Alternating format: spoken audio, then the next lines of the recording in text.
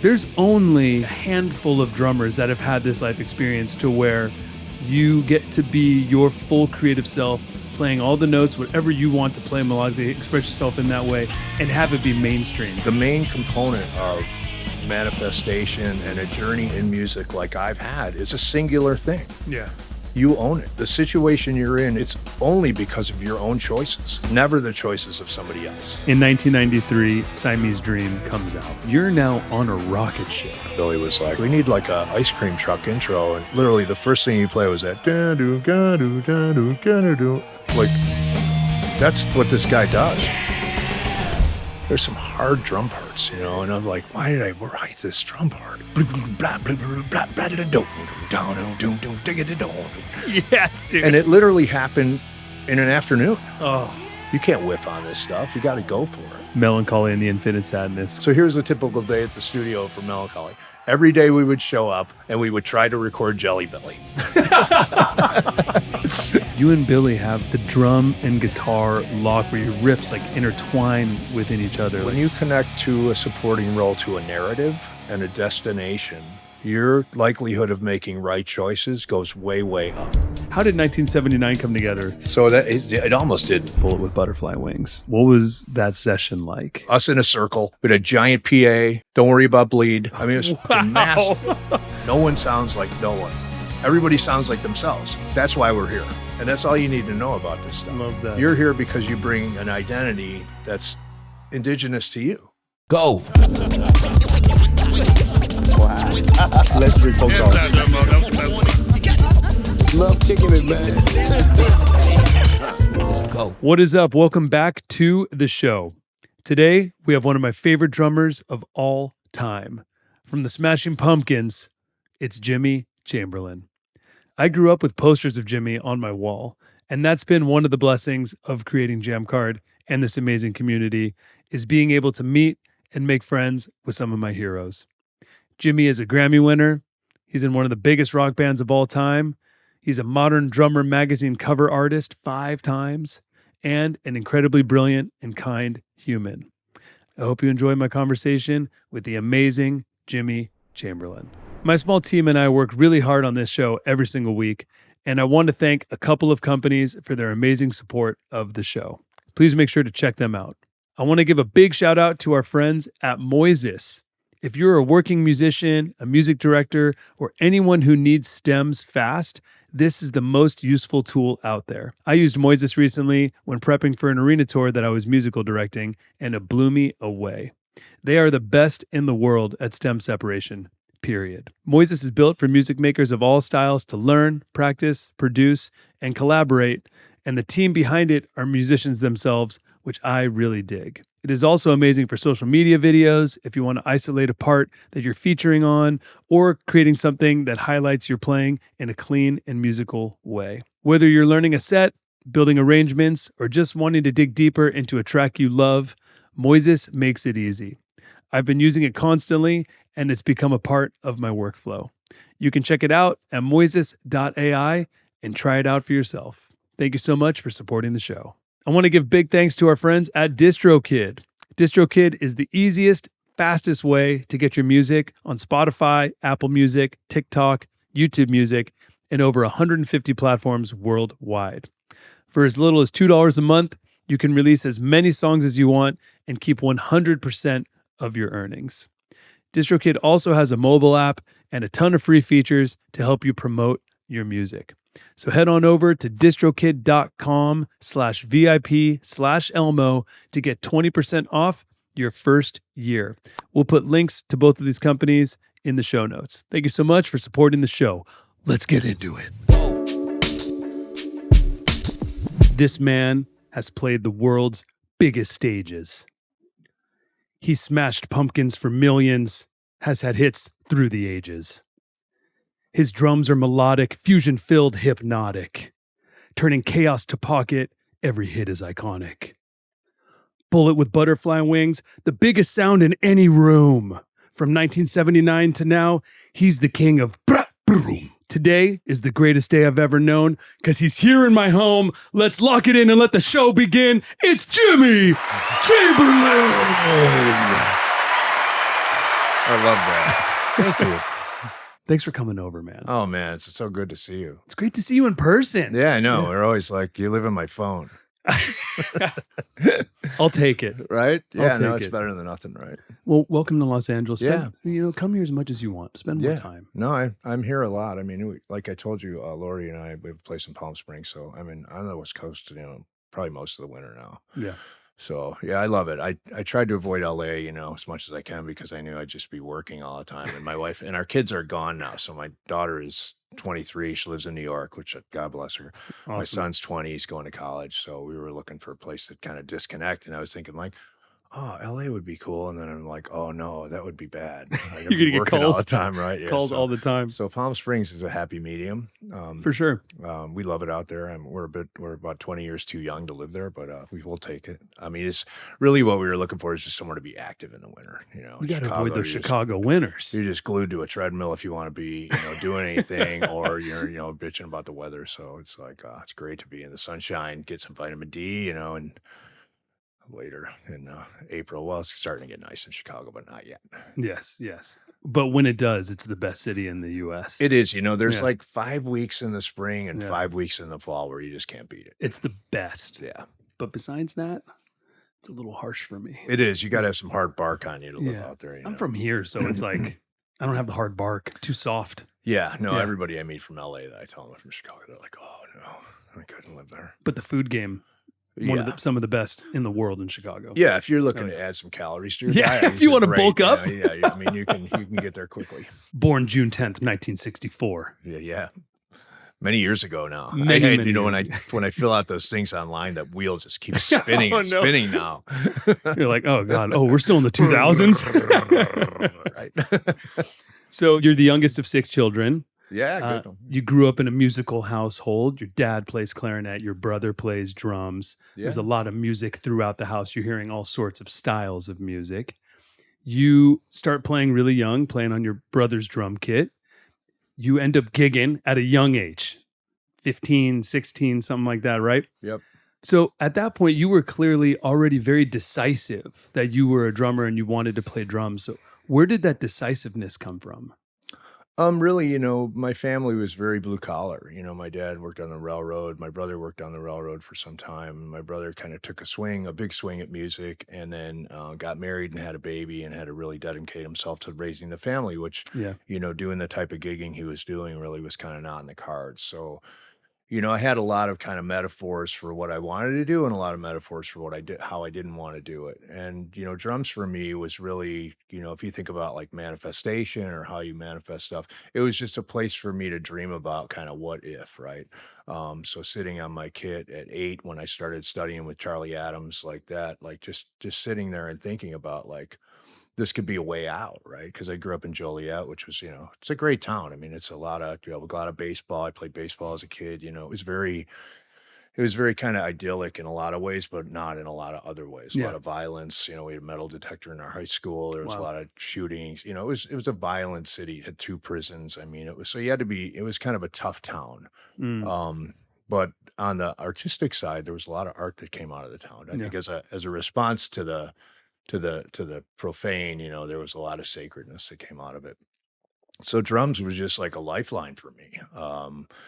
And I was just, it just came to me pretty naturally. I was able to sort stuff out pretty quickly. My teacher was great. Charlie Adams is still one of my dear friends. I mean, he really pushed me into kind of progressive drumming right away. Like the first drum fill in my little spiral book was the reintro to South Side of the Sky, Bill Bruford, right? Like, so it was already like right off to the races. So great. Chicago, yes.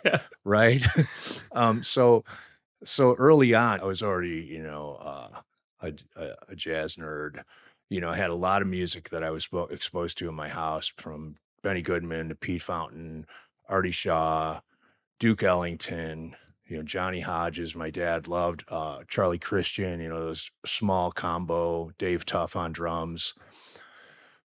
And then being the youngest of 6 kids, like my oldest sister Patty would be listening to Beach Boys, right? Yeah. So I'd be Hal Blaine in one room, and then my sister Laura would be listening to Ricky Lee Jones or Steely Dan. My brother would be listening to Tony Williams' Lifetime. So Wow. it was a smorgasbord of music. And there was really, the great thing about my family was there really wasn't any bias. Like there wasn't any, you know, there wasn't any kind of, oh, this isn't rock or this isn't this. Because, like my sister was the one who turned me on to Steve Gadd and turned me on to like, you know, Jocko.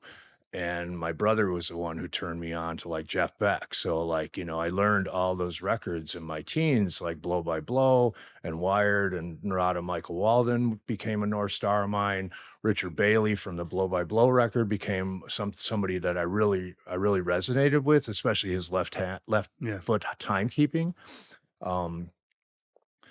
Steve Gadd, I mean, on the Ricky Lee Jones stuff, Jim Gordon was another just North Star. My sister Laura was a huge, you know, Seals and Crofts, the stuff that Jim played on Traffic, Low Spark. And that was really, there was a lot of music that just, because back then learning music was just it was an auditory thing, right? You just heard stuff and it resonated with you or not. So for me, it was really about how drums kind of hit my heart. And like Jim Gordon's ride cymbal, like that just, it just imprinted me in a way that like the ride cymbal became like, I always looked at it kind of through his eyes. Like it could be dynamic, it can be a splash of expression, it can be some narrative reinforcement. There's a lot of ways to use it. And then, you know, through my brother, I got into a lot of kind of, you know, Ian Pace, John Bonham. You know, my brother brought home the Rush record, you know, Fly By Night. I learned all that stuff. And I was a big Rush fan up until about, I think, Hemispheres. And then I kind of got more into like Weather Report, like Alex Acuna and, you know, that stuff. Peter Erskine, who's another dear friend of mine, which is, I've still got the first email that Peter and I ever sent to. I'm like, and I was like telling him, I'm like, your girlfriend at the time, I'm like, look at that. This is, you see what this is? This is like an email from Peter Erskine. She's like, who's that? I'm like, what do you mean? You're like, this is one of the most important things that's ever happened to me. Right. So my house, because I was in Yamaha in the 90s, like I've got, you know, I got everybody, JR, like I was like, oh my God, Elvin was on Yamaha at the time. So for me, like growing up, it was really in a kind of non-judgmental way, like all species welcome of music, right? So if it was Carpenters or it was Ricky Lee Jones or it was Joni Mitchell with John Guerin playing drums, like there was so much, and all of that stuff, the common denominator in all that music was the drummers. Right? I mean, you know, Chuck Rainey, I mean, there's some great, you know, the bass players, I'm sure became a common denominator for a lot of bass players, but for a drummer to have access to all of that talent, from Max Roach to Dave Tuff to Louis Belson to, you know, Bobby Caldwell and Captain Beyond, who became another, you know, North Star for me. So by the time you're 15, you leave high school, right? Yeah. And you're making your living drumming. Left high school because I had some decent gigs at the time, one of which was a polka television show, which was amazing. Super nerd fest. I mean, awesome. It was, but you know, there was some gold in the hills of playing polka because you had to play that stuff, and you had to play it really quietly. You know, you couldn't be bowling over the guy with the button accordion who would, you know, come and kick your drums over. I was just a kid, bowl haircut, and, you know, occasionally. Bowl haircut, nice. Right? Nice. Oh yeah, you kept that for a while. Yeah, right. Yeah, that was my calling card for many years. But yeah, I did that. I was in a neighborhood rock band with guys that were like 25 called the Warrior Band. And we were doing everything from like Foreigner, just, you know, some Styx, War with the World, Sweet Madam Blue, like that type of stuff, kind of semi-progressive. But we were also doing Snake Oil, and right, whatever you wanted, right? Yeah. We were because the bass player and I, he was like a big Gong fan, the band Gong, and he was into like Jean-Luc Ponty and Stanley Clark's School Days. So we were always fucking around with that stuff and trying to get the band to wrap their head around playing that stuff after playing, like, you know, You Really Got Me by Van Halen or whatever. Yes. So a lot of that stuff. And it's crazy because as you say all these names, this all tracks because it equals Jimmy Chamberlin. Yeah. Put it all together. Jimmy Chamberlin. I mean, I was really, you know, I really enjoyed playing everything I could get my hands on as a kid. So I learned, you know, verbatim, like all the Allman Brothers records. Like, so all of that, even the mistakes, right? The yeah. blown turnarounds, right? Like all that stuff, like you just learn it. And, you know, I had a record player with the headphones clip wired into and so I could put the needle on, and I had all my brothers and sisters' records. They come down, oh my God, what are you doing to my record? I mean, what's that part again? You know, and the record collections would get destroyed. But in the process, you know, you could play it any, you know, Jethro Tull, whatever the hell they had. I mean, it was fucking awesome. Oh, I mean, I wish I was around at that time. Yeah. I grew up with my dad listening to all those records. Like that's what he was listening to all the time. And so I feel like I had a similar upbringing in terms of hearing all that music in the house, even though it was a different decade for me. And then I also left high school and started touring as well. Yeah. I mean, it was, if that's what you want to do, what's the point? Yeah. Yeah. You know, I think, you know, I looked at it like, look, and I look back on it now, and now, you know, I'm pretty into this kind of mystic lifestyle. I do a lot of meditating, you know, a lot of quiet time, a lot of self-reflection, and a lot of kind of manifesting. And if you look at like, you know, how things come about in your life, you know, there's a flow, there's an idea, there's an action, and there's a vision. And then once that vision starts to crystallize, you start to experience the emotion of that vision kind of happening.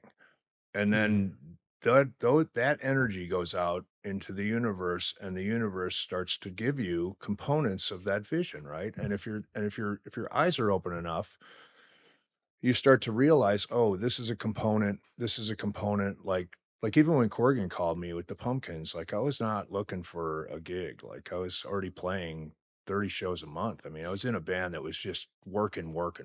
Yeah. I had been in a kind of singer-songwriter ensemble in Joliet with this guy Ray Susty, who was in a band called the Phonics, and the Phonics had a minor hit with a remake of Bebop Alula. So this guy came out of like a rockabilly band and wanted to do like a pop thing. So we were doing like Roy Orbison stuff, really cool. Like we had a guy who played a Krumar string machine. So it was a fun gig for me because I got to lean on that kind of Seals and Crofts type of drumming. You know, it was very understated, you know, very kind of Quaker Oat box drum sound, very cool. You know, a lot of kind of breezy, and I really enjoyed it. And at the same time, I was doing some recording with this guy, Dave Zukowski, who had a studio out in Lockport called One Room Studio, because it was just one room and a tape deck, right? So he would write songs and I would go and play on his originals. So during the time I was playing with Ray, Billy's band, The Mark, had gone and recorded at Dave's. They did their demo. The Marked, his was in a band called The Marked, and they did their demo there. So they knew Dave. I knew Billy's bass player, Dale Miner, because he was a busboy at my sister's restaurant, my sister waitressed at, right? So there's all this kind of connectivity already before we ever even met. So the band that I was playing with, Ray, opened up for this band, JP and the Catch, which was a 10-piece show band, and 4 front singers, horn section, and they were doing just great. West Side Story, like Don't You Care, like just great schmaltz, like super schmaltz, but great, right? For a drummer, you know, because I still wear, like, I wore stonewashed jeans, like, and a t-shirt, like nothing defined me other than the music, right? I wasn't like the clothes guy or like the haircut guy. I was just like, whatever you want to play, like I'm into it. Like I'm cool. As long as the drummer's good, I don't care. Let's just do it. Yeah.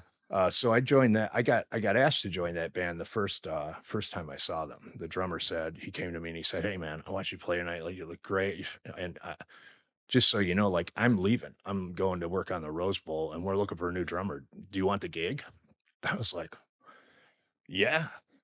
Because these guys were doing 25, 30 shows a month. They're playing every night. And you're a teenager. I was 17, I think. And they had a bus, you know, amazing, like a school bus. Yeah, a school bus. Yeah, not the bus you're thinking of, but you're on the way to the bus, to the Prevost, on the way. Pre-bus, which for me was like, I was like, fucking, it might as well have been playing with Elvis. For sure. Right? For sure. And then I was off to the races and I played with that band until I joined the Pumpkins. I mean, they just one of those bands that worked all the time. Every street fair, every summer fest, and they were big enough to where, they got good money. So we made like, 75, $80 a night, which in, 1979 or 1980 was good scratch. I mean, That's really good scratch. yeah, right. Yeah. So I was like, and you know what it's like as a musician. Whatever happens tomorrow, I'm gonna have $80. Yeah, exactly. Right. Especially 17-year-old musician, Right. You're stoked. I could spend all the money I had, and it wouldn't matter because Yeah. tomorrow I was gonna have it all back. have another $80. Right? I was gonna double my money. So, yeah. So I lived, And that's like $300 today. That's Yeah, right. that's a good day rate. yeah, no, it's not bad, right? Yeah. And I lived like that for a long time. So in 1988, you get recruited into Smashing Pumpkins. How did you meet Billy Corgan? When the Marked went to Florida and came back to Chicago, they broke up.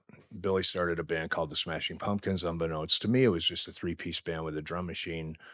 He had submitted a demo tape to Joe Shanahan, who owned the Metro in Chicago. And Joe said, yeah, Legendary venue. yeah, great songs, but you guys need a drummer to play the Metro. You can't play this big place with a drum machine. So, go find a drummer, kid.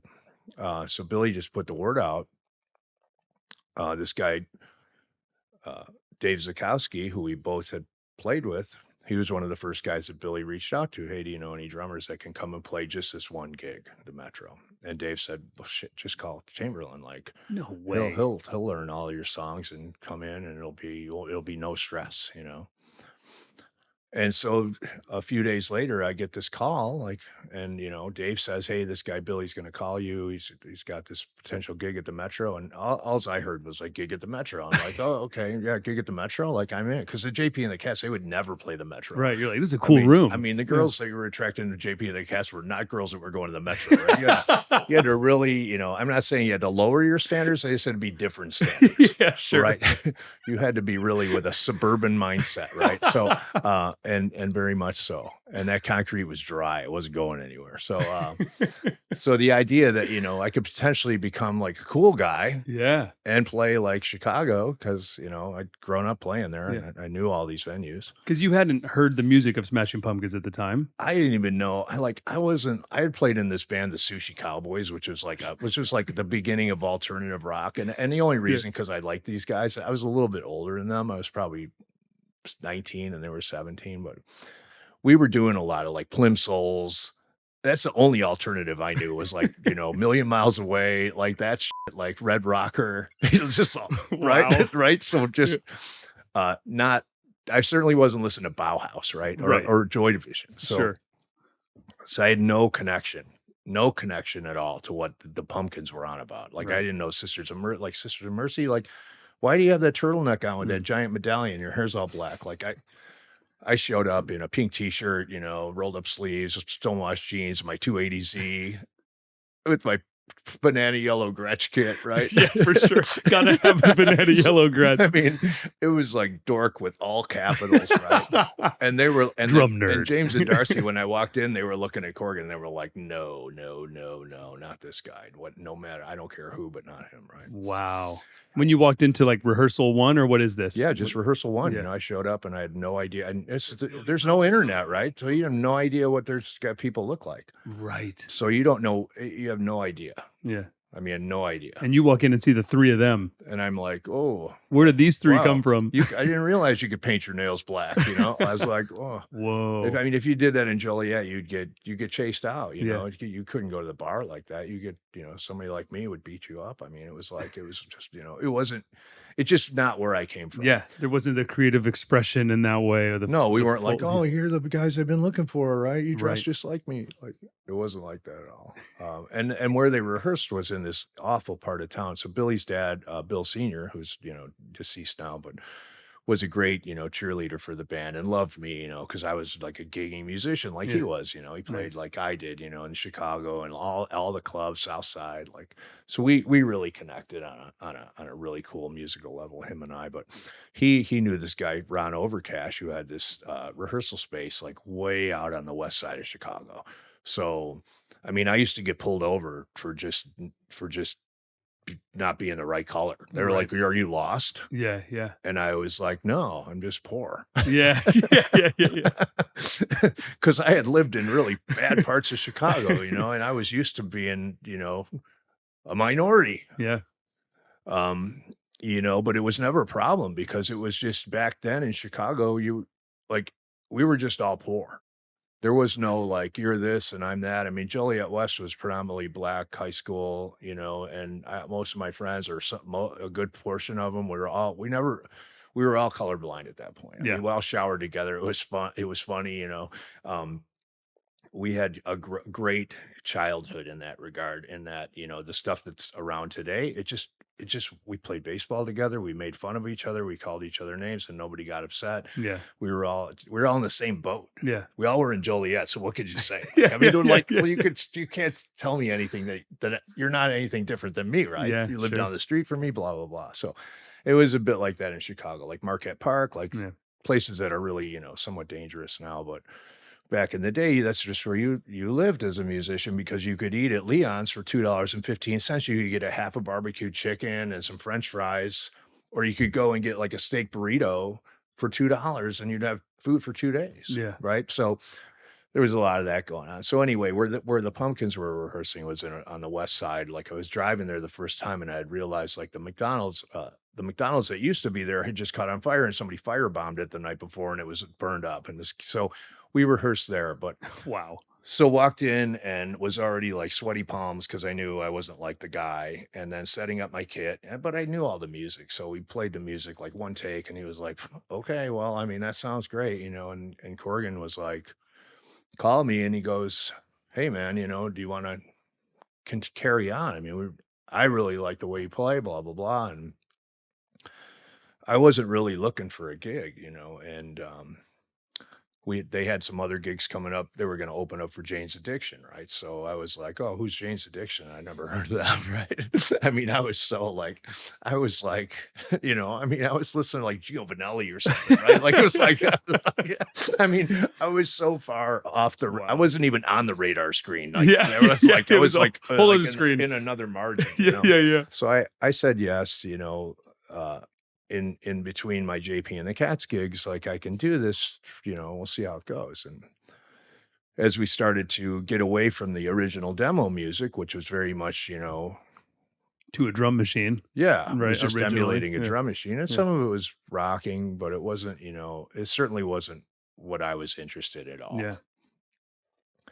And then after hearing that stuff, I was like, well, this probably isn't going to last that long for me. There's just not enough meat on the bone, and there was other things going on in Chicago that were a little bit more interesting, although not half the chance of being commercially successful, but working gigs, which was I was more accustomed to. I had never really even thought about getting a record deal. It was so far from, I thought studio work or like I'm going to play with these kind of show bands, which to me was already successful, right? And even when I talk to students or drummers that ask me, I'm like, look, the most important thing is just to define what success looks like to you, right?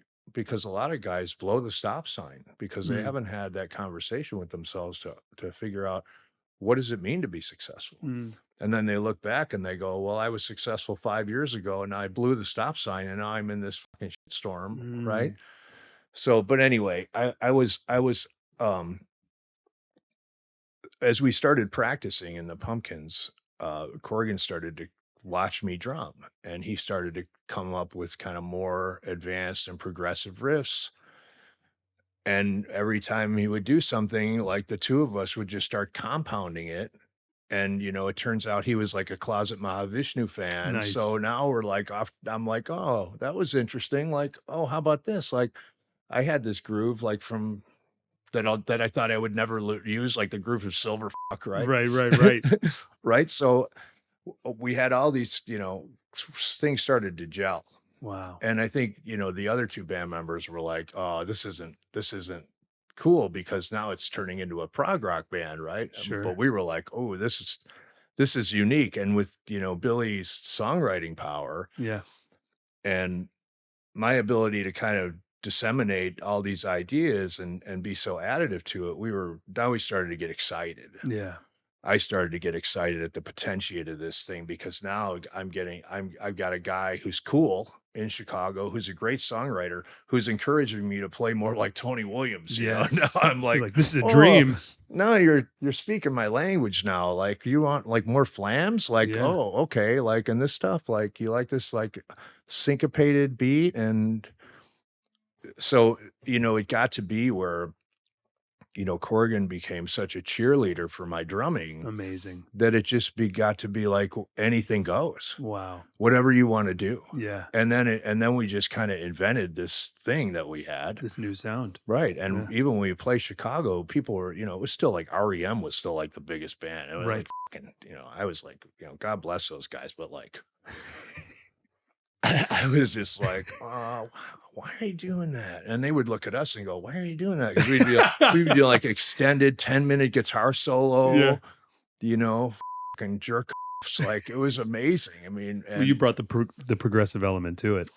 yeah, I brought the thunder and Yeah. lit the spark, right? Yeah. And then Billy was like, oh, well, this could be a defining factor and a real differentiator. So, we went on to start working on Gish and did some demoing, and we had written like Rhinoceros, and he had actually written the drum beat for I Am One on the drum machine. So I was nice. yeah, okay, now you're starting to get it. Yeah. Right? I like this. yeah, now you're starting to think like me, right? Wow. So yes, things started to evolve really quickly, and then once you realize kind of the sky's the limit and that stuff, and then when we played with Jane's Addiction, I started to see, okay, well, here's somebody else that's kind of seeing things my way, and then Steve and I got to be friends, and Navarro and I got to be friends, and Eric and I got to be friends, right? So now I had like comrades, and back then, Soundgarden was starting to come up. Like Yeah. I saw Soundgarden for $3 at Metro. Like Wow. At Metro. right? So Because you're talking, because Gish came out in 91. So Yeah, so you're it's been talking like 89. 89, 90. Yeah. Wow. You're seeing Jane's and yeah, we played with Jane's Soundgarden. And we played with Jane's in November of '88, where was that? Metro. Oh, so I was at Metro. Yeah. Yeah. So Jane's isn't huge Jane's yet. It's still Triple X Jane's. Yeah, Still the yeah, first wow. record. No, Wow. nothing shocking yet. Amazing. Yeah. So, I had seen Bullet LaVolta, right? Walt Mink and Joey Warnaker, Yeah. Mudhoney, Wow. Soundgarden. Wow. I mean, so all of those. you found yourself right in that scene, and then So I started to investigate that music. Yeah. And found some stuff that was really kind of, I could cohabitate with. Yeah. And then, it was kind of an unsaid thing that between me and Cameron and Perk, like, we can turn this drum thing, we could turn this into a fucking drum circus. Right? so great. and we're like, because Cam was a big Alvin fan, I was a big Tony fan, and Perkins, he was like reborn in Jamaica or something, Yeah, right? totally. All tribal that playing steel and- drum yeah, like yeah. us. But it was a fun, unique time, especially for drummers, because now we were really we had an architecture where we could really push the envelope Yeah. and express ourselves in an architecture that was, meaningful for us, especially in light of kind of where music was coming from, which was very Yes. kind of plain Jane, hit the drum in the middle, missionary Yeah. man on top. Absolutely. Right? Absolutely. Like, hole in the sheet. Like, so it was Very vanilla. right.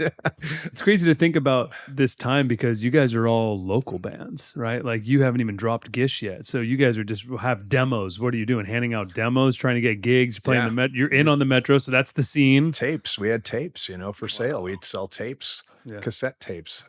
Billy had a Tascam, Yep. 4-track. Yep. And we make and then we got the 8-track, which is a big deal, but we would make these tapes, and we had this guy Mark Ignafo that had a 16-track 1-inch Yeah. machine in his mom's basement. We would go and record there, and we just worked. We got really committed to the band. Yeah. And I quit the Cats. I basically lived on the streets for 2.5 years, 3 years, Wow. sometimes sleeping in cars, sometimes sleeping under, I swear to God, I slept under somebody's dining room table for about 6 months. Wow. And just put a blanket over the top of it so it would be dark. Wow. So That's I was playing a crazy. jazz gig at the Green Mill, and my wife, there was this young blonde girl standing there, and I was talking to her for about 20 minutes, and Lori, my wife, goes, "Who is that girl you were talking to?" I was like, "Oh, that's Trilby. I used to sleep under her mom's coffee table, right?" And her parents' names are on the first record, you know, they're on Siamese Dream. That's But awesome.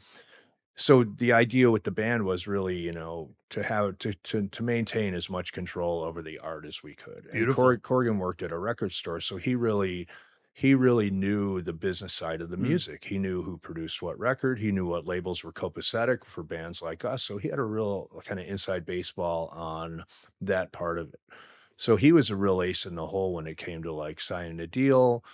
You know, his idea and the idea that ultimately became kind of our business, our kind of mission statement was, for the first 2-3 years that we played, we put all the money in a bank. So when we went to make Gish, we didn't take a record advance. We had $30,000 saved up of our own money that we didn't want to take in advance because we didn't want record company input. We wanted to just make the record, and then give it to them to put out. Wow. So the first time they heard the record, Phil Costello, who was the radio guy from Virgin, he came over, and just to fuck with him, the first song we played for him was Window Pane, which was like a 10-minute boom, Just boom, waiting. boom, boom. Yeah, right? yeah. And when it kicked in, he was like, Wow. "Oh my God."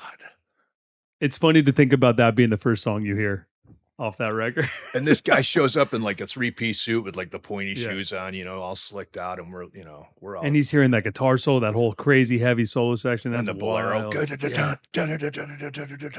It's Intense. it's so indulgent, right? Yeah, I it's mean, amazing. the whole thing was, But so, it is a statement piece for a debut album, for it being the first song. Not that you would think of that being the first song to hear, but it works. yeah, and Yeah. that and that record caught fire. I mean, that Yeah. was CMJ Album of the Year. It was the #1 record. It was the biggest independent release, and it was crazy. really us at our most indulgent. Because so you guys saved up money, you paid for the record yourself.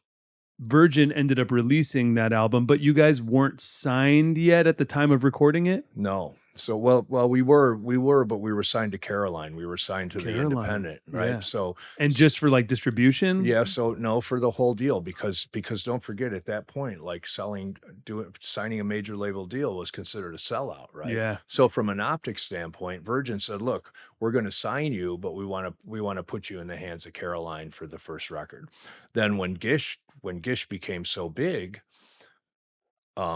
Keith Wood was the president of Caroline at the time. I mean, Janet Billig was the publicist who went on to be the president of Elektra. I mean, there was a lot of really, really smart people at that Yeah. little independent in New York. Yeah. They had some great music. I mean, Monster Magnet, Action Swingers. I mean, that's some great, really off-piste stuff. So when Virgin saw the success of Gish, they came back to us and said, "Hey, we want to re-release this on Virgin. We want to give this the major label push that it deserves." And Corgan said, "No, Yeah. we'll walk. Yeah. We have a whole nother record ready to go," which was bullshit. That's going to be way better. Cause we had been toying around with, we were already in Siamese Dream world, right? Yeah. So we were already playing like Silver and we had some jams. Yes. Some really just Some real self-indulgent shit, like Yeah. but no Today and no Cherub Rock, none of that. Right. So it was like, oh my God, now we got to write some real songs, or at least he does. Like, he better get to work. But yeah, thank God. Billy, I mean, he's one of those guys that, like, he's not afraid to say no, and it's really served us well, over the years, to have somebody like that that's so confident in their ability. I mean, we all were. I mean, I had no doubts about my ability to be in this band. I mean, there was no doubt that I could take this thing as far as he wanted to go. Yeah. But from a business standpoint, he had a lot of acumen in regard to kind of seeing the path, because he had watched so many bands, everybody from T-Rex to the Pixies, right? So he had seen the trajectory that was predicated on right decision making. And I think that he had that wisdom in his back pocket in a way that nobody else in the band really did. I never even looked at the back of records, only to see who played drums. Of course, classic, classic drummer. In 1993, Siamese Dream comes out. Yeah. You're 29 years old. Maybe, yeah. Yeah, Yeah, around 28, 29. Becomes a generation-defining album, and you're now on a rocket ship. How did that feel at the time? Yeah, it was weird, because I talked to Billy about this the other night, a couple days ago or a month ago. I don't know. The time is just doesn't really affect us. But yeah, I think when you're in it, when you're just working, you're not really like those metrics weren't really part of our inner dialogue. Our thing was really, do we like it? Do we think it's good? Yeah. We didn't really get that caught up in the success I mean, obviously the success was apparent, but it wasn't like anything changed. I mean, I bought a house, but I didn't live any differently other than maybe, smoking more dope or whatever, or becoming more of a kind of rock star-ish. I mean, I had already had addiction problems at that point. Mm. So, it was a work in progress for me, that kind Yeah. of self-destruction. And, Because that's like a magnifying glass, right? well, and you just, coming from Joliet, you have no tools and no skill set how to manage that level of success. Right. And really the psychological answer is to pretend that it's not happening, right? Even though it's happening. Wow. And now you've got, just some disposable cash. You've got, people hanging around, like girls hanging around. You're maybe, you're not you're driving a BMW now, or whatever's going on. I mean, Yeah. that stuff all changes. Yeah. The components of it and the things that the outside world identifies you by, they change, but the internal dynamic doesn't. Like, we were still in our practice space 10, 12 hours a day, because we were never cool in Chicago anyway. So we would just hole up at Pumpkin Land. Now we had our own space. Wow. And we would just play. We would play 6 days a week. And just together. Get there at noon and play till midnight. And order dinner and sit around. I love that. A real musical family. It was like you against the world. You were just so focused on your art and making everything the best it could possibly be that even when the fame hit, you guys just stayed right there. Yeah, but also Wow. what happens is you start to feel the slow decay of the lack of self-care. Like, nobody in any of the organizations are saying, hey, maybe you should go take some time off, or maybe, I mean, there was one point where we toured for, I think, 16, 17 months straight with only a 2-week break. Wow. Like the year we did Lollapalooza. Wow. Because once Kurt passed away, they came to us and they were like, look, you guys got a headline, because Nirvana was supposed to headline. Wow. And we were in Europe. We were already crispy. I mean, we were already like second go around in Europe. We were fried.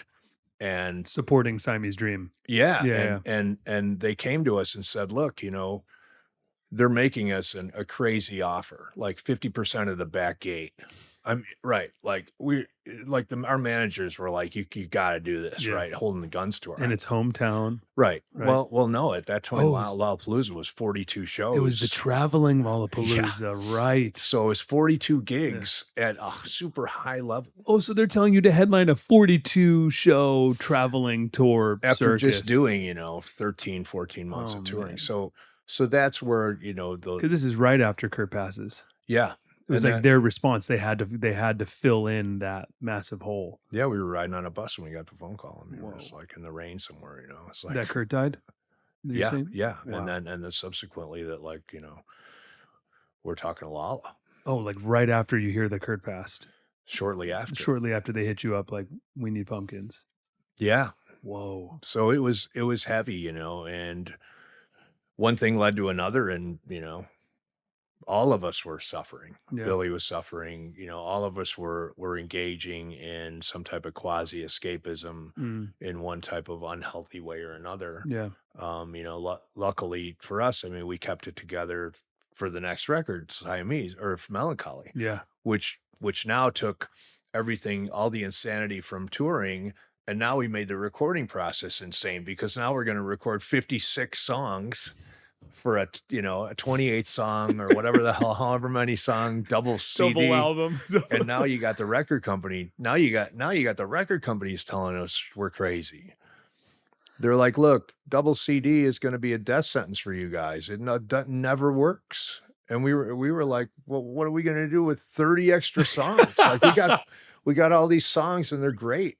Like we had been working on Bullet with Butterfly Wings in like Frankfurt, Germany. I remember I ran into Earl from Bad Brains at a bar in Frankfurt, and he was working at the bar. He had gone to Germany because he could make more money as a musician in Europe. He had left New York and gone. Him and his brother were already estranged, right? I heard Bad Brains was out on tour with some other drummer. Yeah. And I remember just seeing Earl, and I remember we were working on Bullet on soundcheck, so we already had a bunch of stuff teed up.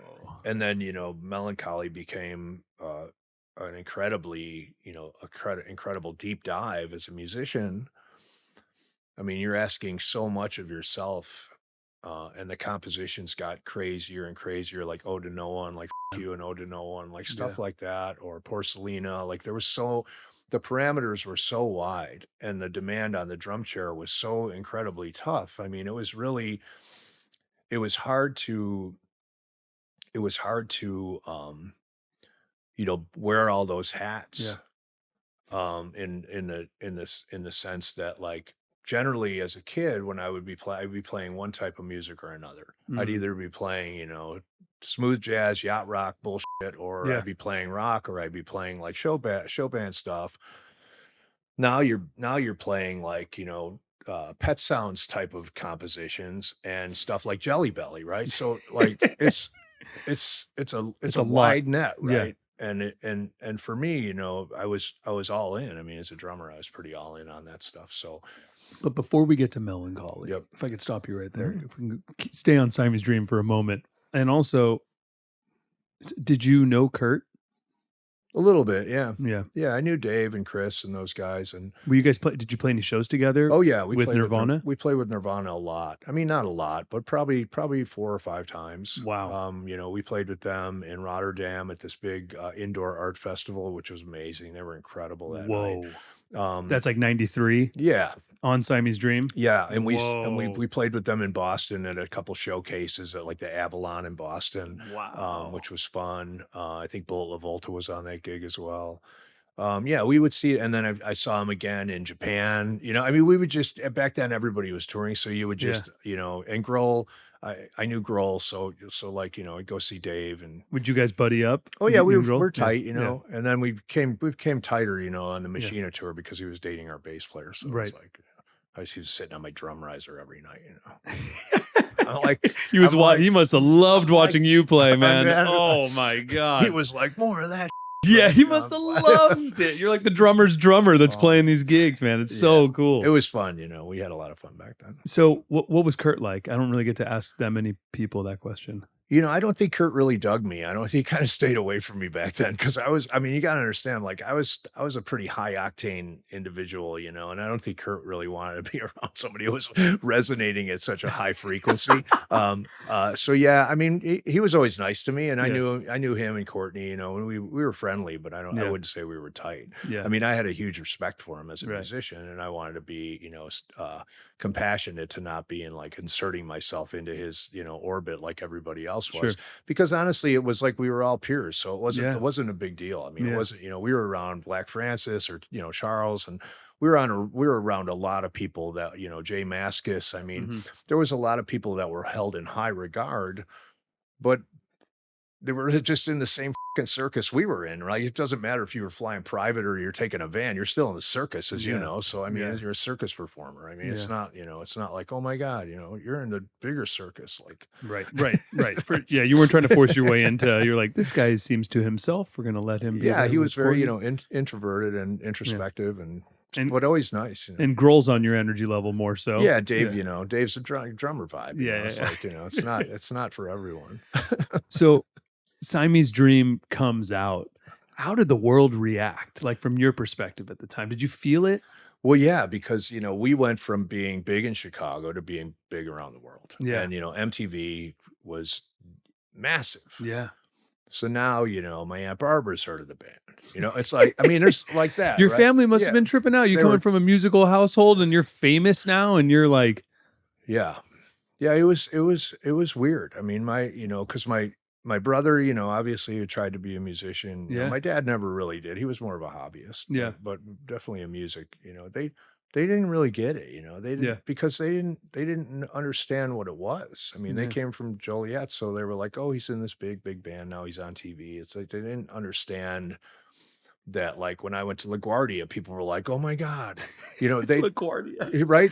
Because your Yeah. face was everywhere Yeah. back then. I mean, it wasn't like today. You like, guys were on MTV and it was like there was only so many spots on MTV. So you're one of a dozen or 24 people being rotated. that's right. And if you're 15 to 25, you're watching it all day long. You're glued to And it. Tower Records, you know, like every Tower Records had our faces on either painted on the outside wall or inside. So it was you know, you were basically super famous. Did that trip you out? Yeah.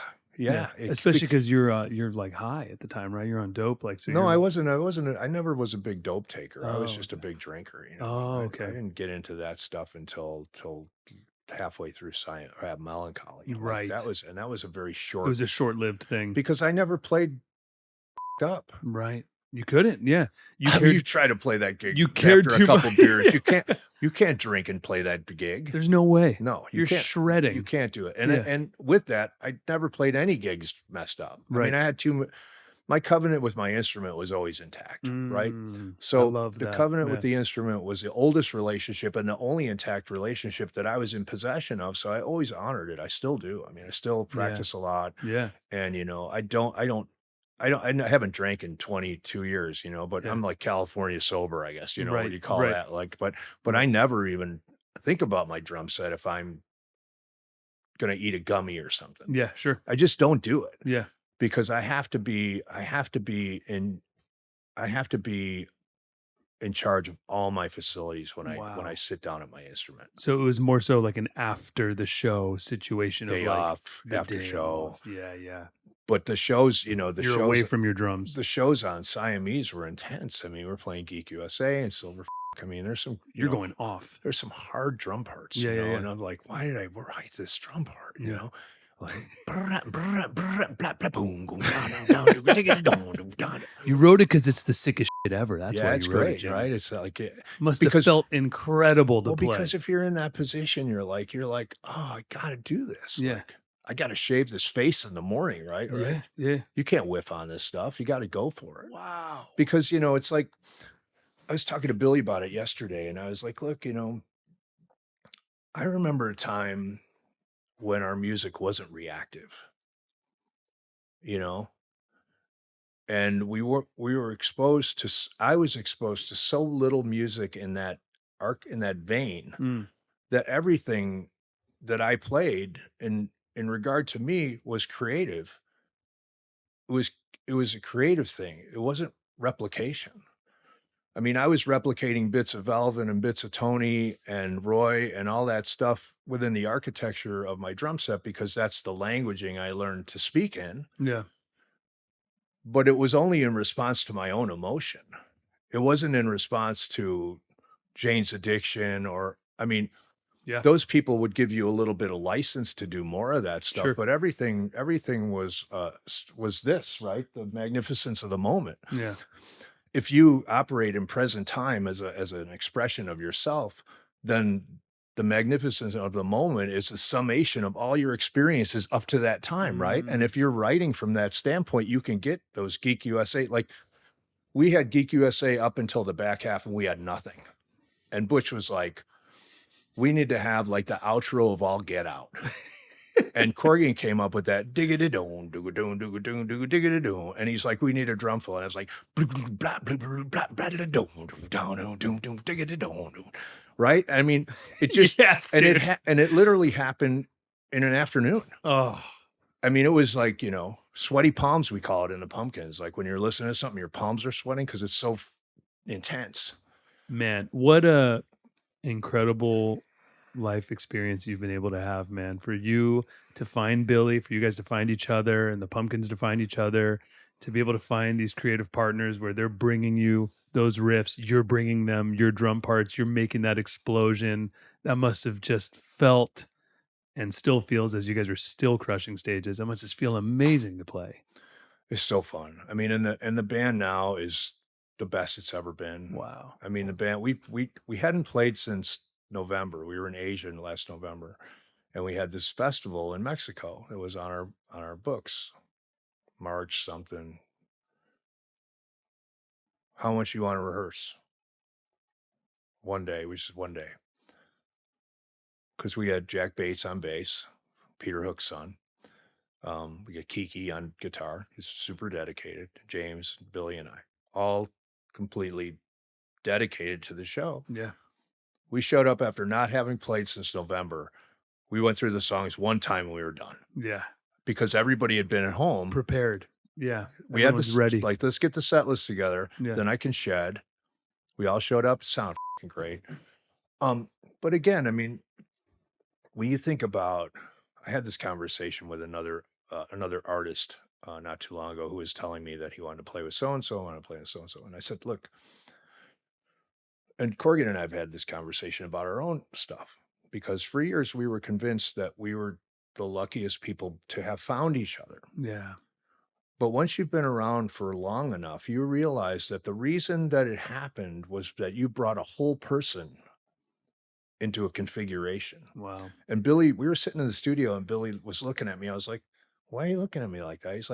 He's like, it's amazing that you're fucking Jimmy Chamberlin. And it doesn't really, I used to think like it was the band. He's like, but now I know it's just you and it's just me. Like our lives and our journeys are our own. Wow. They happen to intertwine in this architecture, but they're really of our own manifestation.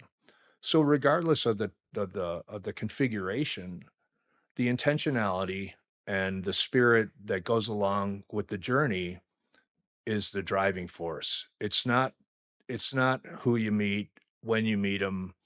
Your soul contract is going to unveil itself regardless of this stuff, and you're going to have this experience.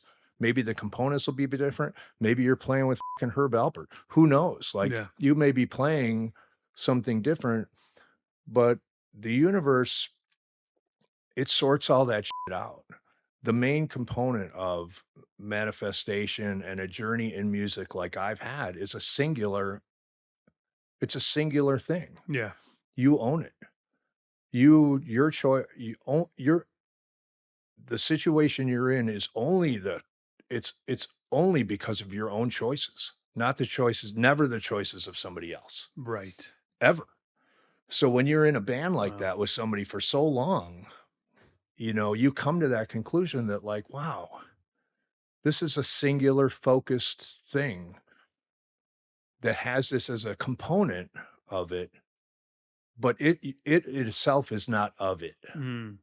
It's super deep. It's very deep. But it's the way it is. It's the way it is. And that's why, like me coming and going in the band, Billy doing his own thing. Yeah. There's no ego attached to that stuff. Yeah. Because both of us have we only have the music as a master. It's not the band. The band isn't the master. It's the music is the master, right? It's something that was inside of us from a very young age. Yeah. That gets birthed. Like I have the Jimmy Chamberlin complex. I play with Billy Moeller, like in his band, like Chris Speed and I play, or Benny, those guys. Like I have a lot of outlets that are sacred places for me. Yes. And they're outcroppings of my own journey. They're not because of a relationship. Right. They formed relationships. Right.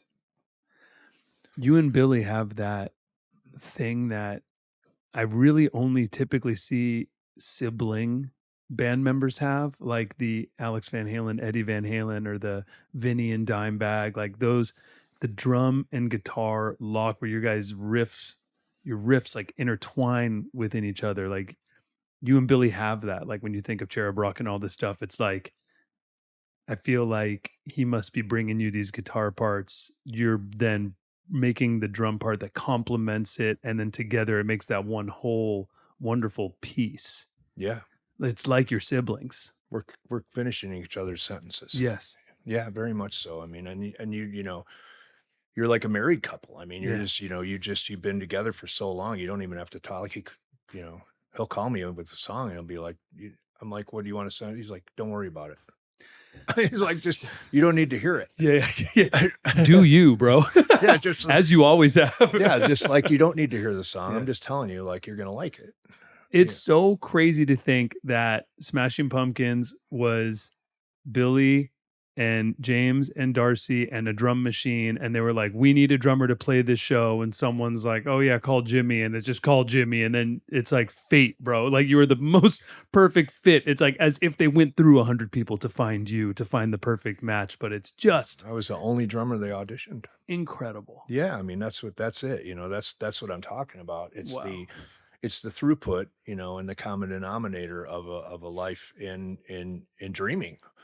And dreaming about, you know, the potentiate of a little bit more understanding or a little bit heavier of a moment. So you said that when you were writing Siamese Dream, you had a few of the other you had a few of the songs originally written, but you didn't have like the hits yet, and you're like, okay, we need to go and write some songs, like get some hits in. So yeah, Corgan had, you know, he had the weight of the world on his shoulders because he was the principal, only songwriter at that point until James, you know, co-wrote Mayonnaise and Soma on that record. But yeah, it was tough for Corgan. You know, Billy really struggled because Nirvana, and there was a lot of bands having a lot of success and big songs. And, you know, Butch had done, you know, he had done Nevermind. Oh yeah, because you guys did Gish with him before Nevermind. Then Nevermind comes, then you do Siamese Dream. Right. Wow. It was tough because now, you know, it's like the internet, right? You watch somebody on YouTube or Instagram and you're watching somebody play drums, and now you don't even know that person, but you have an opinion. Mm-hmm. So now you're judging his or her performance, and now you're you know, you're making a comparison to yourself, and the next thing you know, you're in competition with somebody you don't even know, right? And that's a big problem, right? Wow. That's a big problem. And that's where the narcissism of, you know, that type of visual musical experience, I have a real issue with it, right? Because I didn't know what Jim Gordon looked like, right? I just knew that when I heard him play, it did something to me emotionally that I wanted to be able to, I wanted to have it in my back pocket, whatever that was, as a drummer. So Corgan, you know, went into his, you know, wherever his happy dark place and started to write, you know, what became Cherub Rock. Whoa. Today we had a little bit of that song, and I remember and this is how this guy is, right? This is how this guy Corgan is. He's like, we need an intro, like we need like a ice cream truck intro, and I was like, yeah, but yeah, and he literally the first thing he played was that like that's what this guy does, right? Wow. I mean, we need an ice cream truck intro. Already had the visual of the ice cream like truck. A music box, you know, like a music box thing. And then that was before he had so he had the verse and the chorus and everything for today. Yeah, but no intro. And same with Cherub Rock. He's like, we need a drum intro, like just something enunciatory, you know? So I was like, well, just how about this marching thing, you know? So, you know, but he's got a good completion vision in his head for a lot of these compositions that he does. And sometimes he'll just throw me something and I'll complete it for him, you know, because he's like, I'll just give you the idea and you just play something, you know, and maybe he'll hear it a little differently. Is it the kind of thing where, like with Cherub Rock, where it's like he plays the riff, you play it quietly, and then you're like, oh, let's fall into it together, and then hit the drop, and then go into that next riff? Or is that an organic thing that comes in a jam? Yeah, it's just from playing it over and over again. Yeah. And at that point, you know, we were rehearsing in this shitty little parking garage, which was we were rehearsing underneath the parking garage, underneath the stairs of the parking garage. So it was like a concrete, like bomb shelter. And it was so fucking loud in there. It was ridiculous. I mean, you would leave there in an angered state, like after 5 hours of just punishing yourselves and playing, you know, like, you know, Geek and everything we had, Cherub Rock, Rocket, Quiet, you know, those, all those great songs. But yeah, and then when we got, I think we had done some demos. We had done some demos in that, and then Billy presented those to Butch, and Butch was like, you still got work to do. And Billy was like, oh my God. So he was like, went back and started to really, really tweak. And I think he pushed himself to, he knew that it was going to be his defining moment. you know, he knew that it was sink or swim at that point because he'd already said no to the reissue of Gish, and Yeah. now he had an opportunity to prove it. It was just up to us to do it. So when we got in the studio, you know, I'd say the record was probably 60% done, and the rest of it was kind of, you know, let's figure it out, which we were capable of doing. I mean, we were really good at, you know, coming up with shit and jamming, and Wow. that's what we did. I mean, 90% of the time we would just, you know, we would just beat a riff into the ground, and just to see if there's anything there, you know, worth milking. It's amazing. It is amazing. I mean, it's, you know, it's amazing to an outsider, Yeah. but to us, it was just another day at the practice space. You know, it was just when you're in it, you don't really, you know, you're like, oh yeah, he's okay. He's, Yeah. you know, it's like when Thelonious Monk, you know, they ask him about Charlie Rouse, and he's like, oh yeah, he can play. You know, Yeah. right? Yeah. You're like, what do you want? Really what? So Butch Vig wants him to keep writing, keep Yeah. going. Billy comes back. You have Cherub Rock. You have Today and everything. and Disarm, Disarm, of course. Oh my God. right? At that point, Butch is like, all right, we got the album. Yeah. So Butch is like an A&R also.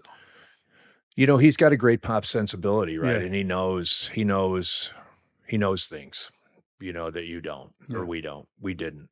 And even today, you know, when I talk to him, you know, I play on some of his stuff. He sends me some stuff. Oh, the Jimster. He calls me the Jimster. He's like, this is perfect for the Jimster. Can you play on this? I'm like, okay, yeah, send it to me. That's great. But I love that. But yeah, Bush was he was a big part of it, you know, and we learned a lot from him working in Madison at Smart Studio. And we learned, you know, that him and Billy had a really kind of symbiotic relationship. They had a real thirst for the same type of production, and they were willing to just sit there all fucking day to get a sound. I remember when I went to LA because after Siamese Dream, I checked myself into rehab, right? And tried to quit drinking, and I did clean up for like the next year. But Dave Navarro was my sponsor, right? Nice. That's awesome. So Dave and I, you know, we're pals, and you know, we're relatively young, you know, early 20s and mid 20s, and hanging out a lot, you know, Yeah. both not drinking, sober, but still having the other parts of fun, you know, that we could get into trouble doing. But I showed up in LA, and Dave picked me up, and we're driving around in his car, and I'm like, oh, hey, I got a tape of the new record. You want to hear it? Oh yeah, let me hear it. So he pulls over, and we pop it in the cassette deck, and I put it on, and it's just Cherub Rock, right? And he's like, and it's so dense, you know, and you can imagine on tape too. It's even bassier than Yeah. In fact, we had to remaster that record because it was unplayable on vinyl. It was the vinyls were just like It was just the needle was just swimming across the record. We had to remaster the vinyl because it was so bassy. too much low end. He looks at me and he goes, how many guitars is that? And I was like, well, we had an A, a B, and C reel going. Wow. So we had, you know, three 24-track machines Wow. synced up, 24 tracks of drums. I mean, Because it was the biggest sounding thing ever. at well, that to time. fulfill Yeah. the vision that Yeah. Billy had, you know, it was really Wow. because we were listening to at that point, you know, Jerry, you know, Cantrell had come out, you know, another incredible musician and Yeah. friend of mine, him and Sean, I mean, and Lane, I mean, obviously, Allison Janes. yeah, I mean, incredible. That was some of my favorite music from that period. Still Absolutely. is. I just talked to Jerry. He just had a birthday the other day. Nice. But My Bloody Valentine, right? Yeah. So Kevin Shields, you know, when that stuff came out, it wasn't much of a drum record, but for a guitar player, it was like a wet dream. Yeah. And, you know, Alan Mulder, who worked on Siamese, had worked on that record, Loveless. And so he, you know, Billy was just like, oh, how does this happen? How does this happen? You know, so we tried to marry a lot of stuff. Like even the beginning of Cherub Rock was just an homage to Rush, right? Do da da da da da da da da. Totally. Right? Totally. So we is. were I never like, thought about we that. need like a YYZ. We need like a YYZ intro, right? Well, I got it. Well, let's just do this paradiddle thing, right? Do da da da da da da. Right? So Never thought about that. Now I can't unhear that. yeah, right. So Yeah. you know, because we were big Rush fans up to a point, and For so sure. we were like, yeah, let's just do that. It's fun, and, Whoa. so, we were always, I think I brought in a lot of influence to the band that they wouldn't be thinking of, Yeah, I mean, I listened to a absolutely. lot of fucking crazy shit, and I Absolutely, was, bro. playing along to it, so I had all this kind of stuff in my back pocket at all times that was super inappropriate, but somebody would say, "Hey, you got something like," and I'm like, "Oh yeah, I got this. How about this?" Man, that's so It'd be cool, like, man. nothing is easy from Jethro Tull, Yeah. or some wacky groove, It worked, man. right? So 1995, Mellon Collie and the Infinite Sadness comes out October, I believe. Yeah, sounds about Yeah. right. You're 31 at the time. Hmm. Oh my God. Right. So you guys were already on a rocket ship. Now you're in the stratosphere. Yes. Now you're one of the biggest rock bands in the world. You're one of the most famous drummers in the world. You're on the cover of Modern Drummer magazine. You are. Could you even comprehend that? I could comprehend that because that was really meaningful for me. Yeah. When I thought about my version of success as a drummer, it wasn't Grammy Awards, it was acceptance by my contemporaries. Yeah. I was just such a big fan that to just be in the family, Yeah. to be on Yamaha and to be in that family with Dave Weckl and Vinny at the time, Yeah. and Steve Jordan and Peter Erskine and Alex Acuna. I mean, Roy Haynes, I mean, JR. I mean, it was profound for me. But It- you're like naming all these drummers, right? All legends, all unbelievable, best of the best. But you in that moment are having your moment, Yeah. right? You're aggressive and you're loud and you're in the rock band that's at the top of the charts. You're not just making like progressive music or fusion music. You're making mainstream progressive music, right? Like the fact that like Bullet with Butterfly Wings, the drums in that song, the fact that that is a hit song on the radio and a hit song on MTV, and in the bridge, you're just ripping. You are going off. You're in fusion mania, right? Yeah. But it's on the radio and it's on MTV every time you turn on the TV. Yeah. That is unbelievable. Like there's only, I don't even think a handful of drummers that have had this life experience to where you get to be your full creative self, playing all the notes, whatever you want to play melodically, express yourself in that way, and have it be mainstream, right? Like you have like you got Ian Pace with Deep Purple, right? You got like Mitch Mitchell, right? There's only like maybe Bonham, right? Yeah. But even in like the Zeppelin songs that were on the top hits, they weren't the ones where he was Right. going off, right? Where you have Bullet with Butterfly Wings and you are just ripping, dude, and you're in a top song on MTV and on the radio, giving a clinic. Yeah. Well, I mean, it was, again, I was, when you're inside that world, it's just what we did, we didn't really think that much about it. I mean, we really didn't. Nobody said, "Hey, that's a lot of drumming in the middle. You think that's might be a bit much over the line?" Like Billy was never like, he was like, he never said one word about it. He was just And like, neither did the listener, neither did the radio station, neither did MTV. Like it didn't hit you like, oh, you're trying to this, or there's a lot of drums. It fit the song, it fit the emotion. It was that moment in time. it's just the way we played. And me being an 11-year-old at the time, turning on MTV, seeing the Bullet with Butterfly Wings music video, seeing you there, seeing Billy with his zero shirt and you in your suit, and you guys playing in the dirt and ripping and being melodic yet intimidating for me at a young age, yet so impressionable. And all I wanted to do was learn how to play that song on the drums. I was already drumming my ass off at the time at 11, and I was like, these are the coolest drums I've ever heard. And I just went to my drum set and had my CD player. Had to save up to buy the double album. Thanks, that was real expensive, and worth it. And would just listen to Bullet with Butterfly Wings over and over and over and over. And so thank you, because you had such a huge impression on my drumming life, and I feel like I felt like I found the frequency of my energy in your drumming and in your music with Pumpkins at that time. So thank you. Yeah. Well, I think, for me, it's always been like, being able to express myself has always been the one thing that I demand, and I can do it in a lot of frameworks. I don't have a problem, you know, expressing myself in the beer barrel polka. You know, it's fun. I Yeah. like it. As Yeah. long as I like it, I'm good. There's things that I just if I'm not into stuff, then I'm just not into it, right? So for me, like music at its best is a celebration of the inconsistencies in the individual, right? When I hear guys that play like other people, I'm out, right? Like I don't want to hear guys who, you know, I mean, obviously we're all influenced. Mitch Mitchell was a incredible, huge influence on me. I mean, Up from the Skies, like I mean, every Hendrix song I played, Fire, I mean, you name it, Spanish Castle Magic, like I played all that shit. My sister had every Hendrix record, even the live, Hendrix in the West, like all that stuff. Mitch was incredibly influential on me. But I don't play like Mitch Mitchell. I mean, Mitch Mitchell, just the sensibility of the way he plays, you know, like those fills, right? Like those, you know, the quick jazz bow shit that he did on the kit, because the idea that you could bring a jazz sensibility into a configuration as heavy as Hendrix was really what Mitch gave me. That was his gift. That, like Mm.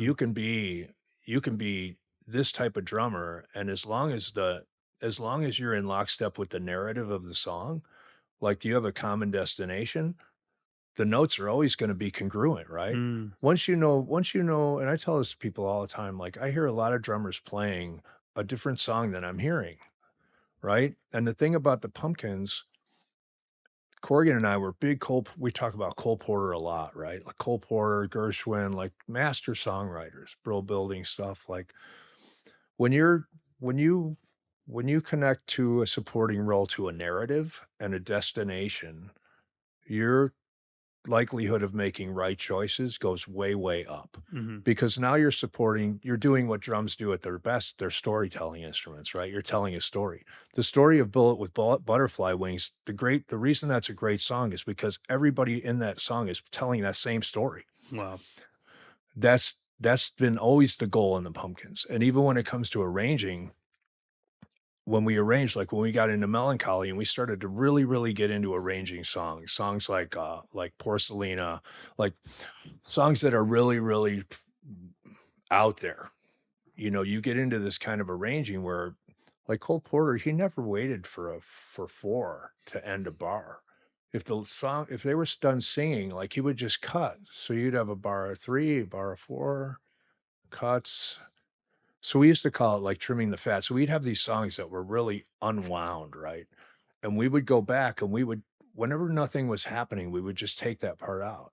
And we used to just screw in the ends of the song as an arrangement modality, right? So we'd listen, okay, well, there's nothing going on here unless it's creating some type of tension and release, or it's there for some type of it's a dynamic instrument, then it has to stay because this next part's, yeah, bam, it's going to take off, right? Like then we're in. But if it's just sitting there, like not doing anything, let's take it out and see what happens. Even if we got to flip the beat around or whatever, and let's just keep screwing the ends in till it's like a white dwarf of music, right? Just super compressed, where there's something going on at all times, and it's telling the story in the most succinct way, right? And that's been kind of our superpower, is that if you create a narrative and you're subservient, not in a negative way, but you're subservient to the narrative and you're making choices based on the destination of a story, then you can get away with drum parts like with Butterfly, when you can get away with drum parts like I was doing, because I listened to so much Jim Gordon, and I listened to so many Seals and Crofts songs, and I listened to so much Steve Gadd and Ricky Lee Jones and Richard Bailey and Cozy Powell. I mean, the Jeff Beck group stuff, like Rough and Ready, like that record with Bob Tench singing, and like Situation and Train New Ways and Max Middleton's song, like the drumming on that is profound storytelling. Yeah. And you know, Max Roach, I mean, all these guys, Papa Joe, like their solos were stories. Yeah. So drums Wow. at its core is just a like, hey, there's a tiger coming, right? That's what it was. I mean, Yeah. right? It was a communication device. It was meant to tell somebody something in a dynamic way. Like, not much going on. It's all cool, right? But there's other ways of telling people, like, there's some violence coming, or this is going on. So if you arrange drum parts or write drum parts with an awareness of narrative, then it's easier to make the right choices that are congruent with the music. And when you're congruent with the music, you can fucking get away with murder because you're telling the same story. Yeah. Right? You can tell it in bold letters. You can use a Sharpie. You can use calligraphy, whatever you want within the context of that song. But as long as it's The Hobbit or whatever story you're telling, then it's in there. It's in the money. It's very beautifully said. I hope you're loving this convo with Jimmy. He referenced so much incredible music in this episode, so we went ahead and put together a big playlist of everything he mentioned. If you want to check that out, it is up on our Patreon at patreon.com/gowithelmo.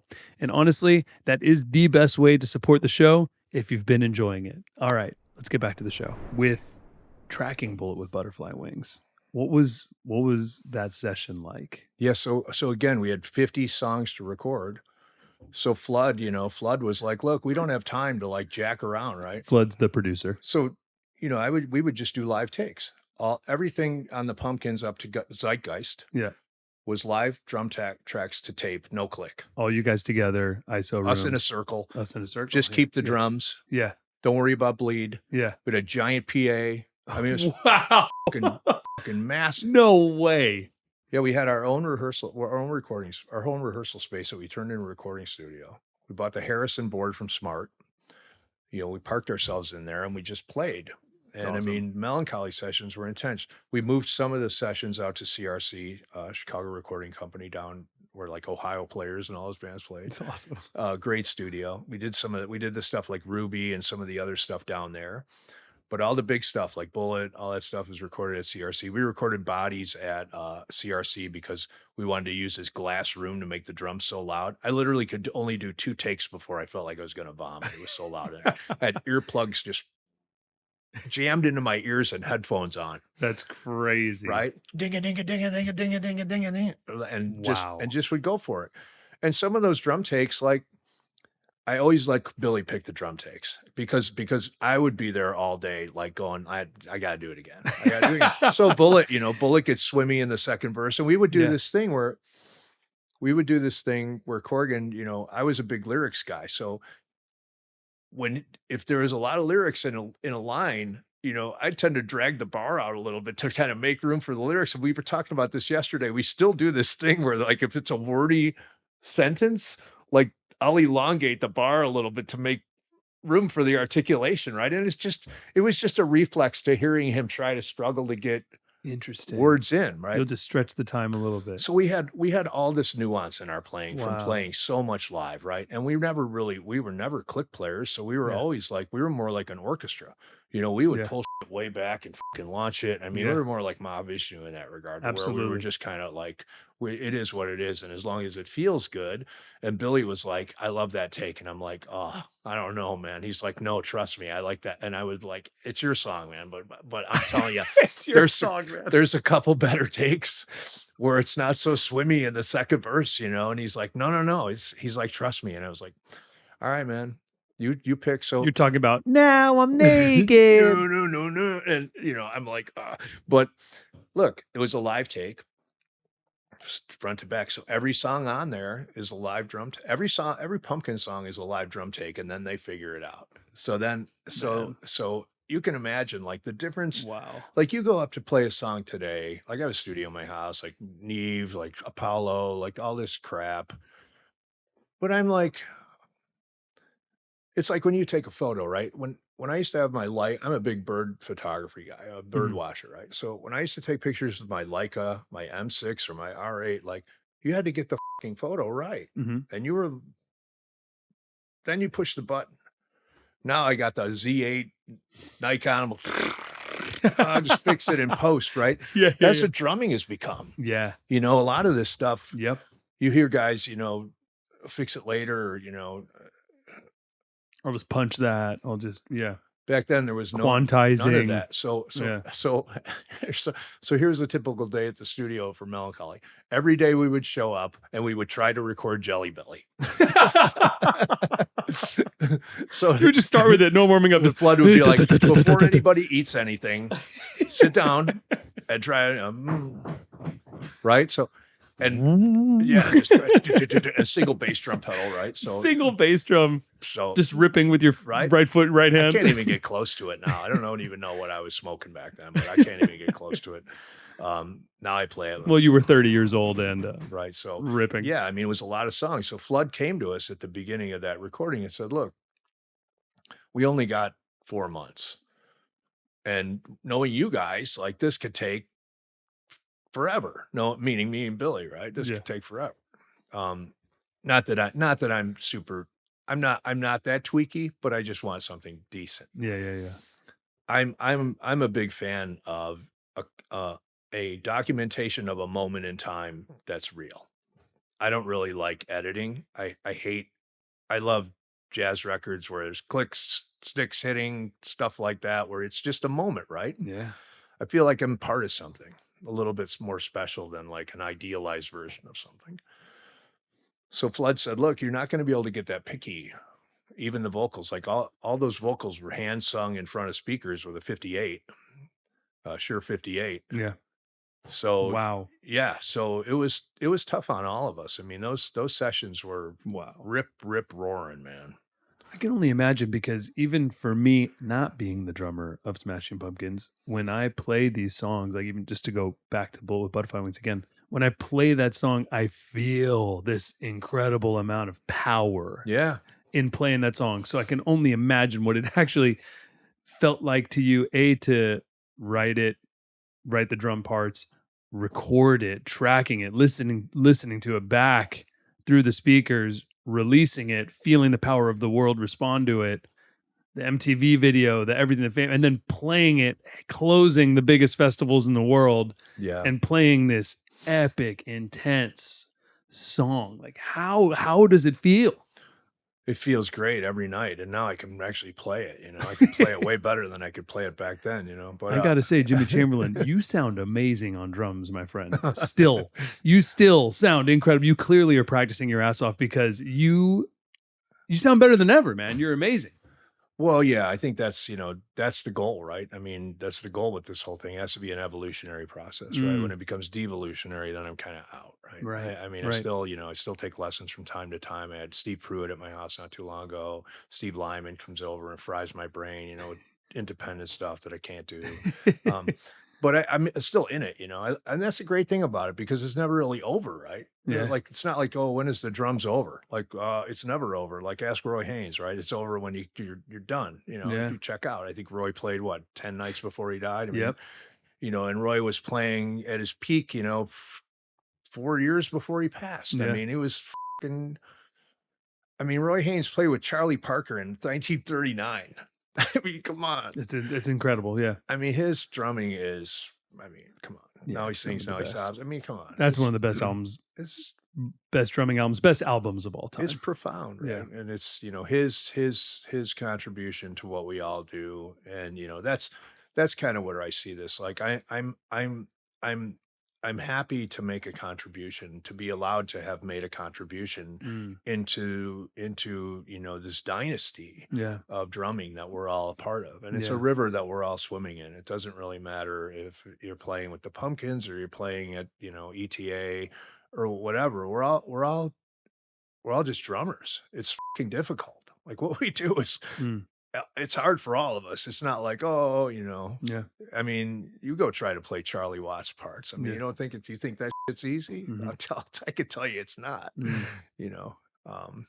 especially, in regard to, what else is going on in that band. So, but yeah, so Mellon Collie, was it was an ambitious, it was us, at our highest opinion of ourselves. And a world that was agreeing with us for one time. It's an interesting way to put it. Right. Yeah. you know, you had the backing. You have to think about music. Like, I'm a big history fan. So there's a great courses. I listen to these great courses. They're like history courses, or like 30-minute lectures of top professors on like steppe nomads or whatever. But there's one called Music as a Mirror of History. And it talks about, it talks about the potential of popular music will always only be as high as the intellectual capacity of the people that are listening to it. Mm. So the level set of the sophistication of music is based on the intellectual capacity of the fan base, right? So you think, like, when you were listening to that stuff at 10, 11 years old, kids that were 18, 19, 20, there was this resurgence of intellectualism in America where people were reading Dostoevsky, they were reading Ginsberg, they were reading Kerouac. There was this whole pursuit of intellectualism. And, you know, shortly after the 90s happened, we saw, you know, with George Bush in the White House, this anti-intellectualism kind of Bubba sensibility, right? Where the music started to go not that it got worse or better, it just became simpler, right? Yeah. And in a lot of great ways. I mean, a lot of great music was spawned in that period that was really cut away a lot of the kind of stuff that we were doing.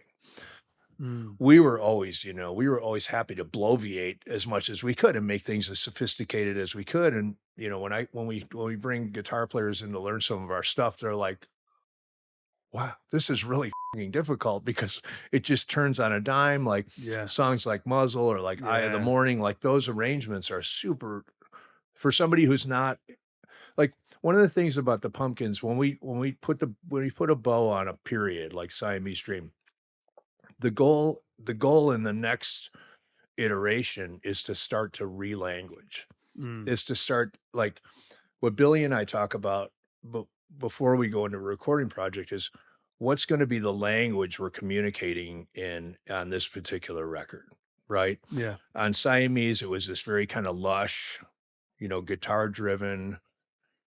But Mellon Collie, it got blown out of the water where it became like almost, you know, now you're playing offense like 90% of the time. Yeah. Like we're going to go full tilt into the Cupid Deluxe stuff and this ornamentation. Like the drum track on that is like a bottle of Tylenol, a rusty pair of scissors, and some hairspray. Like, Awesome.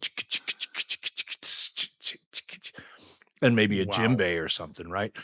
So you get like full Hal Blaine into like full, you know, into full fucking, you know, Tony land with like, you know, Fuck You or Jellybelly. Yeah. You know, stuff that's so off-piste. I mean, Billy wanted Jellybelly to be the first single. Wow. he was like, this has got to be it. This is so great. This is our crowning achievement. I mean, it's awesome. But that tells you something about what a cheerleader he was for what I was doing, right? Yeah. So he was like, there's no way that people can't hear this. Wow. And he wrote it like here, even though it was a drum explosion. Yeah. It's written like a pop song. Well, it's a really great song. It's not just a drum solo. We play it a lot. We still play it every night. I mean, it's amazing. It's a motherfucker to play, man. Wow. It's like you're not. It's like that's like when you're driving. I do a little bit of amateur racing. Like when you're driving a race car, you're not thinking about anything else. And like when you're playing Jellybelly, you're not thinking about anything else. But it's that singular focus of like, whoa. Yeah, you got it. Yeah, you're thinking about how to take each turn. Yeah, right. Like, yeah, is this a right? Exactly. Left? Where do I brake? Yeah, there's no braking in that song. It's pure acceleration. Yeah, very fun. You're pulling. How many G's do you pull in Jellybelly? Yeah, right. Exactly. Right. How many drum G's are you pulling? It's none under braking, right? Yeah, it's none of it. On the other side of things, like opposite side of Jellybelly, you have Tonight, right? Obviously, incredible success, and such a juxtaposition against Bullet with Butterfly Wings and everything. How on earth did you come up with those drum parts, especially thinking of having that approach be that marching snare and the explosion in the chorus like that? Like, where did that just come to you when Billy was like, hey, I have a song, and you were just like, oh, this is what it should be? I think so. Yeah, I think a lot of that stuff. I mean, you know, it's hard to remember back to the moment. I do remember that he wrote that song in the morning, and he came in with the song. He wrote it on piano that morning, and I think by the afternoon it was pretty much done. I mean, we latched onto it and got it pretty quickly. Wrote it on piano. Yeah. Wow. Yeah. So those drums, you know, like I said, if you're engaging in a languaging, Yeah. And, you know, and there were things that we played that had that type of marching groove. There were other things that we had played that had that kind of Alex Acuna side stick stuff. Yeah. So, you know, Tonight just became a repository of those other parts from, like, we had a lot of B-sides. I mean, there were a lot of missed stuff where we were just using B-side songs as a bridge to have an understanding about how things work together. Mm. There were a lot of songs that were in, there were like 4 songs that were in like the Bullet with Family. Yeah. Yeah. That we were toying around to see if things worked. And I think we released them in the box set. There was 4 B-sides for every single, which shows you how prolific, you know, we were back then. It was That's crazy. incredible. But so for tonight, you know, we were working in some of those modalities. But you know, generally drum parts like that come from either I got something in my back pocket or Billy makes a suggestion and I approximate it with something that I know will work. I'm a huge fan of him telling me drum parts because he has no idea of drums. Yeah. So, you know, he'll say like, why can't you end on the rack tom instead of the cymbal? And I'd be like, well, I can. He's like, well, can I hear what that sounds like? And sometimes it sounds really cool, right? And you're like, well, wow, I would have never done that. That's a great idea. Yeah. You know, so I lean on him for like some of that off-piece stuff, and he's really good at it. So yeah, that stuff, again, when you engage in the languaging and you're in the moment, when those opportunities present themselves, they just kind of write themselves. Yeah. I mean, I know that's a trite answer for such a powerful song, but Yeah. I had the, you know, Birdland drum groove. Shut. I mean, I had played that when it came out. I mean, Teen Town and all that. For sure. Right. Those all make sense, I feel like, in the song, like to that guitar riff, but to be like, believe, like that is like, how you think of putting that there. I remember Eden was on Drumeo and they presented him with that song and he had never heard it. And his drum beat was, you know, something very contemporary. Yeah. There's no way he's when they played him the take, he was like, that's the record? He was like, that's the part? But I mean, that's look, hilarious. It's hard to think about a time now. Like if you grew up when you grew up, it's not as easy to think about a time when everything was on the table. But at that point, like everything was on the table. There was nothing that was out of bounds. Yeah. So you would just try anything. It wasn't like, oh, this isn't going to be cool or this isn't going to be cool. There was nobody was judging parts or attempts at parts culturally. We were only judging them musically. Yeah. So the cultural part of it, we were the driving force in the culture at the time. So if you've been given the steering wheel to drive the culture, then you don't need to make decisions culturally anymore. You don't have to think about fitting in. You can just do what comes to you because you are a driving force in culture. And I think that's empowering in a way that only guys now in the jazz world really get to experience, you know, because the pop and rock world has become so homogenized. It's just become replication versus creation, or this is working, so let's do this. Oh, this drummer's playing this kind of beat, so let's do that. Like, I'm out for that shit. Like, I'm not into that. That's not why I practiced 6 hours a day when I was 10, you know, or you. I mean, I want to do what I do. And I've been, you know, lucky enough to have been rewarded greatly for it. I live in gratitude every day. I mean, it's incredible. Amazing.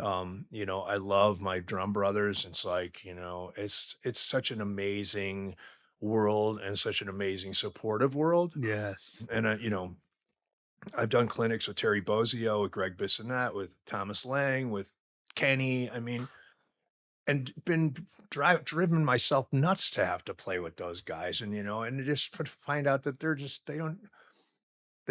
they love you because you're different, not because you're the same. Right. We did this thing, Drummer Fest in London, me, Thomas Lang, Kenny Bissonette, Terry. It was epic. Intense. Yeah. It's epic. And I was doing some complex stuff and I was playing pretty good back then. And Thomas Lang knew that I was nervous, you know, because I was a young guy, the young guy. Wow. And he had written some music out, just like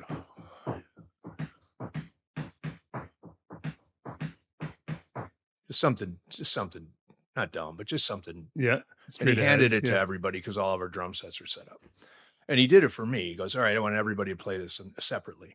And we all played it. And he goes, did you hear that? And I said, yeah. He goes, no one sounds like no one. Everybody sounds like themselves. That's why we're here. Right? And that's all you need to know about this stuff. Love that. You're here because you bring an identity that's indigenous to you. We can't play like you. And Kenny, Kenny proved it when he took my place in the Pumpkins.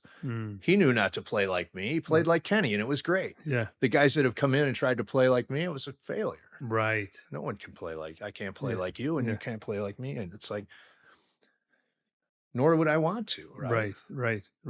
I mean, if I want to play like anybody, it's going to be, Jocko. Yeah. So you're talking about your drum brothers and like doing all these clinics and stuff, but like, so in the 90s, when you were in that scene at the time, who were your drum brothers then? You mentioned Perkins already and Matt Cameron, and like, were you around with like Chad Smith or? Knew Chad very well because one of the first big tours the Pumpkins did was we opened for the Chili Peppers, 1991, and Pearl Jam was the opening band. Wow. Yeah.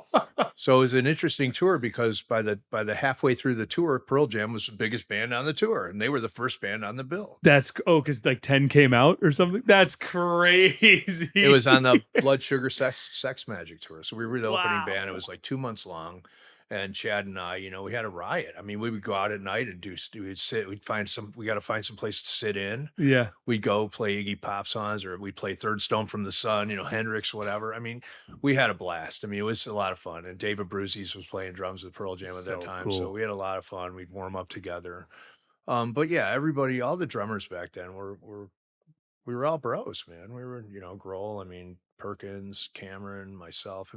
We worked so much, we really didn't talk that much. Right. Or when were you ever in the same cities together if you weren't doing a tour or a festival together? You'd usually see, those guys at your gig. They'd come to see me play. Tommy Lee used to come and see us play a lot. He was a big fan. He used to sit on my riser, and when he's married to God, everyone to sit on your riser and watch you play, right? That's a fun roller coaster ride. It was fun to play for those. It was like, okay, this is going to be fun tonight. But sometimes it got nerve wracking. That's like sitting in the back seat of an F-18.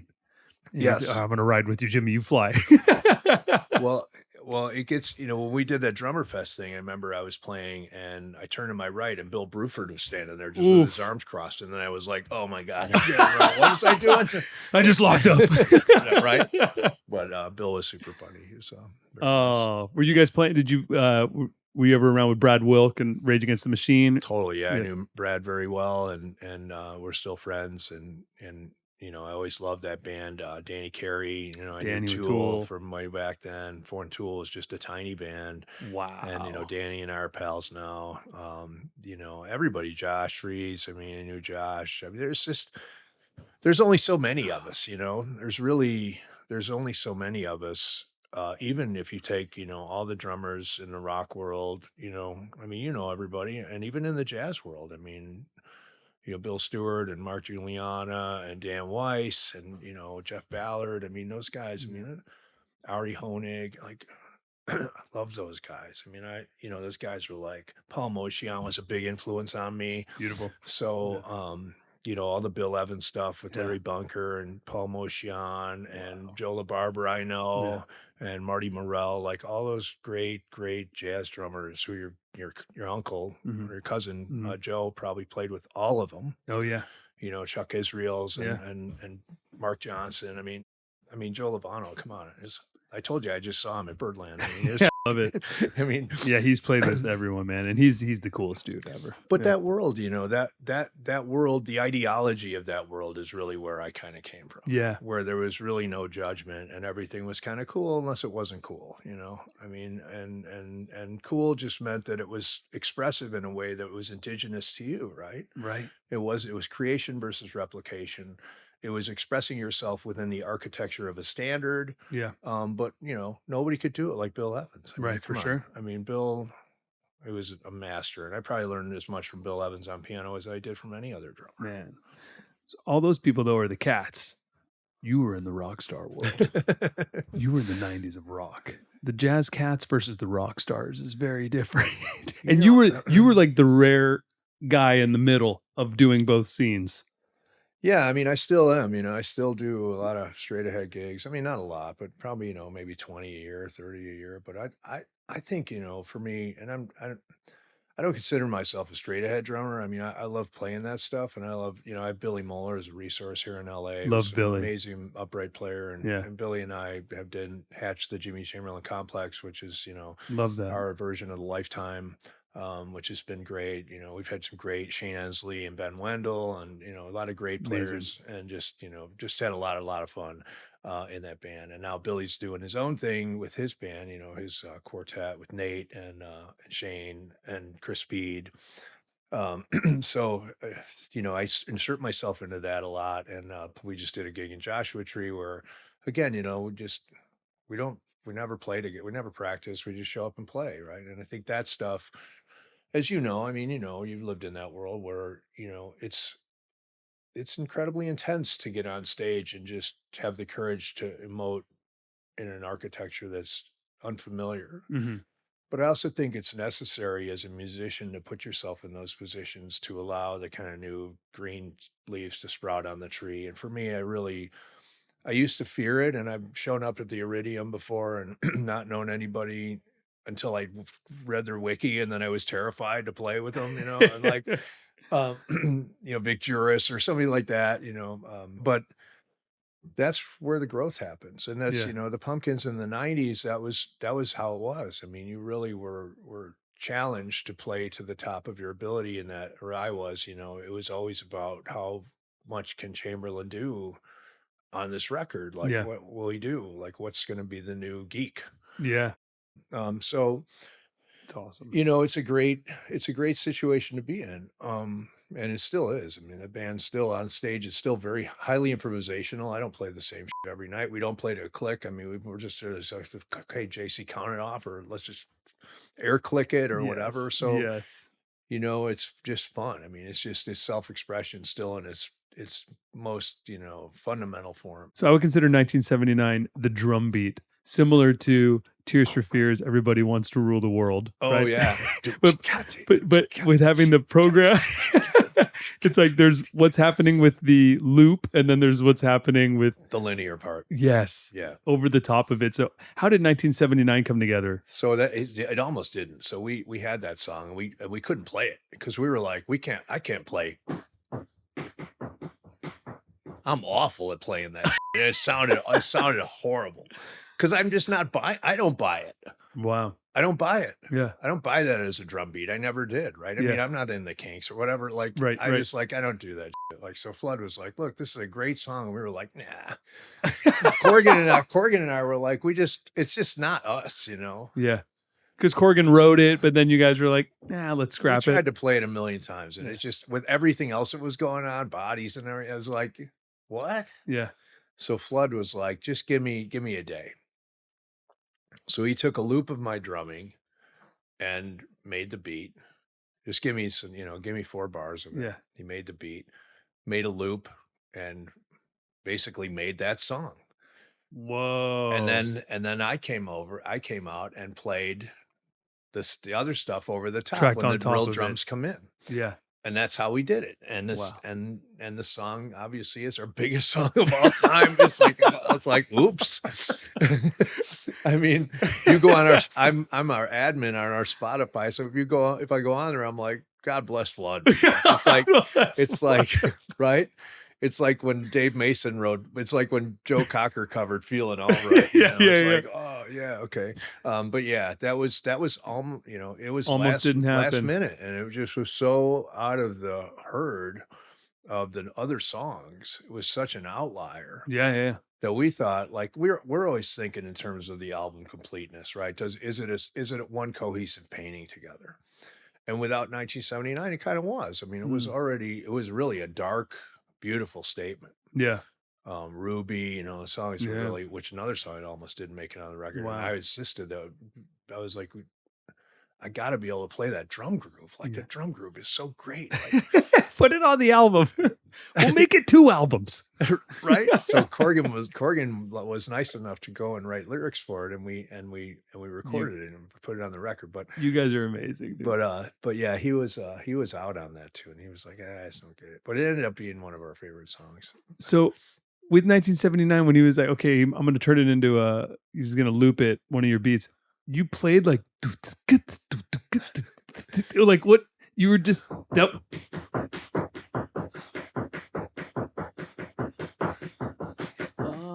So yeah. So you're not playing it straight through. Well, I was just abbreviating the hi-hat. Right. So when it came out against the loop, it came out with this like Garibaldi thing, right? Yeah. And then I was like, well, because it was really a combination of the loop and what I was playing, right? That brought that beat out, where it became like a linear groove. So now I was like, oh fuck, I got to learn this like linear thing, because that's not really what I played. I played like an approximation of that, but that's just how it came out. So I had to go back and subsequently learn that, but that's what I play now. So now I play that over the top of it. Awesome. But is it right? It's just another one of those, like, how did you get away with like playing like what was that song on Drop It in the Slot, Ebony Jam, the Garibaldi, that beat. Oh yeah. It's like so sick, right? So Flood shows it to you. Are you like, okay, now I like this song? Yeah. Oh, now it works. These drums are cool enough for me to. Now I buy it.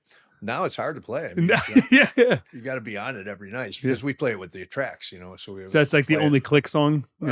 We do that song. We do Disarm. We have the strings. We bring those along. For playback. Ava Adore from the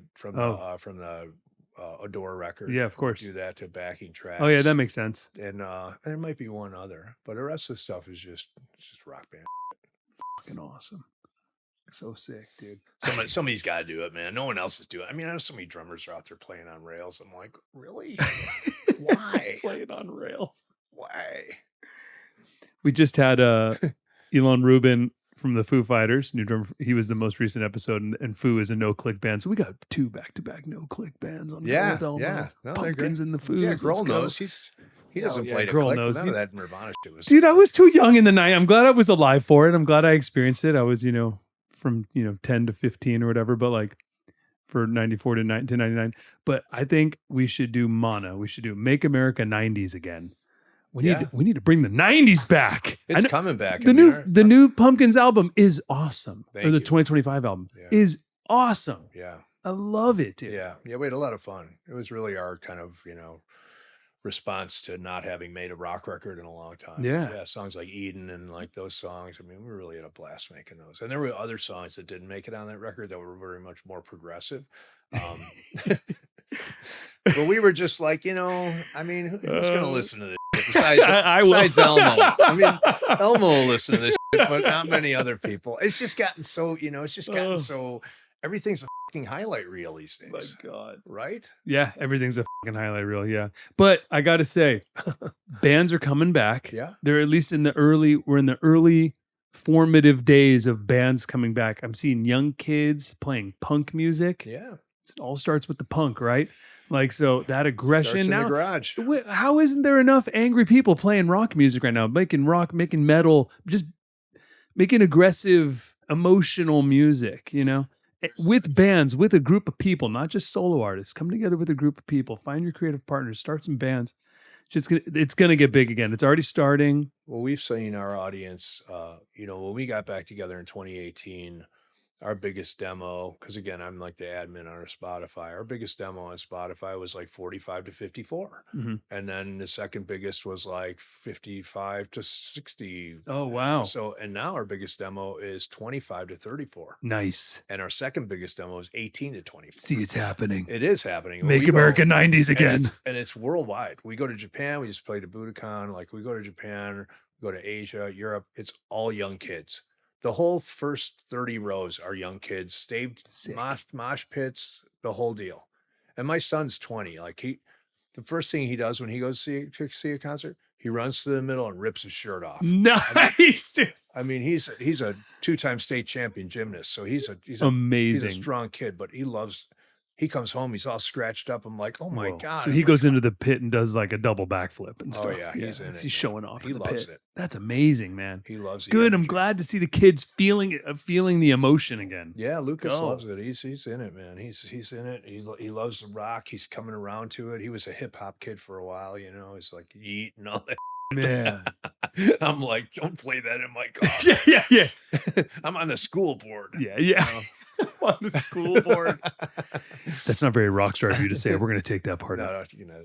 Man, with you and Billy, like you guys have been to the moon and hell and back. Yeah, many Like, times, you know. You've gone through so much together. What's your relationship like today with Billy? You still seem like Yeah, we're still connected, you know, with the music, and you know, I'm friends with his wife. I mean, you know, everybody in the band has 2 kids now. My kids are a little bit older. Billy's kids, he has a newborn, not a newborn, but his daughter just turned 1, so he's got Nice. a 1-year-old, a 9-year-old, and an 11-year-old. Nice. So he's just kind of getting going. My oldest is living on the Upper East Side of New York, working at IAG, the agency, in the mailroom. Oh, nice. My son is a 2nd year at ASU in the business school.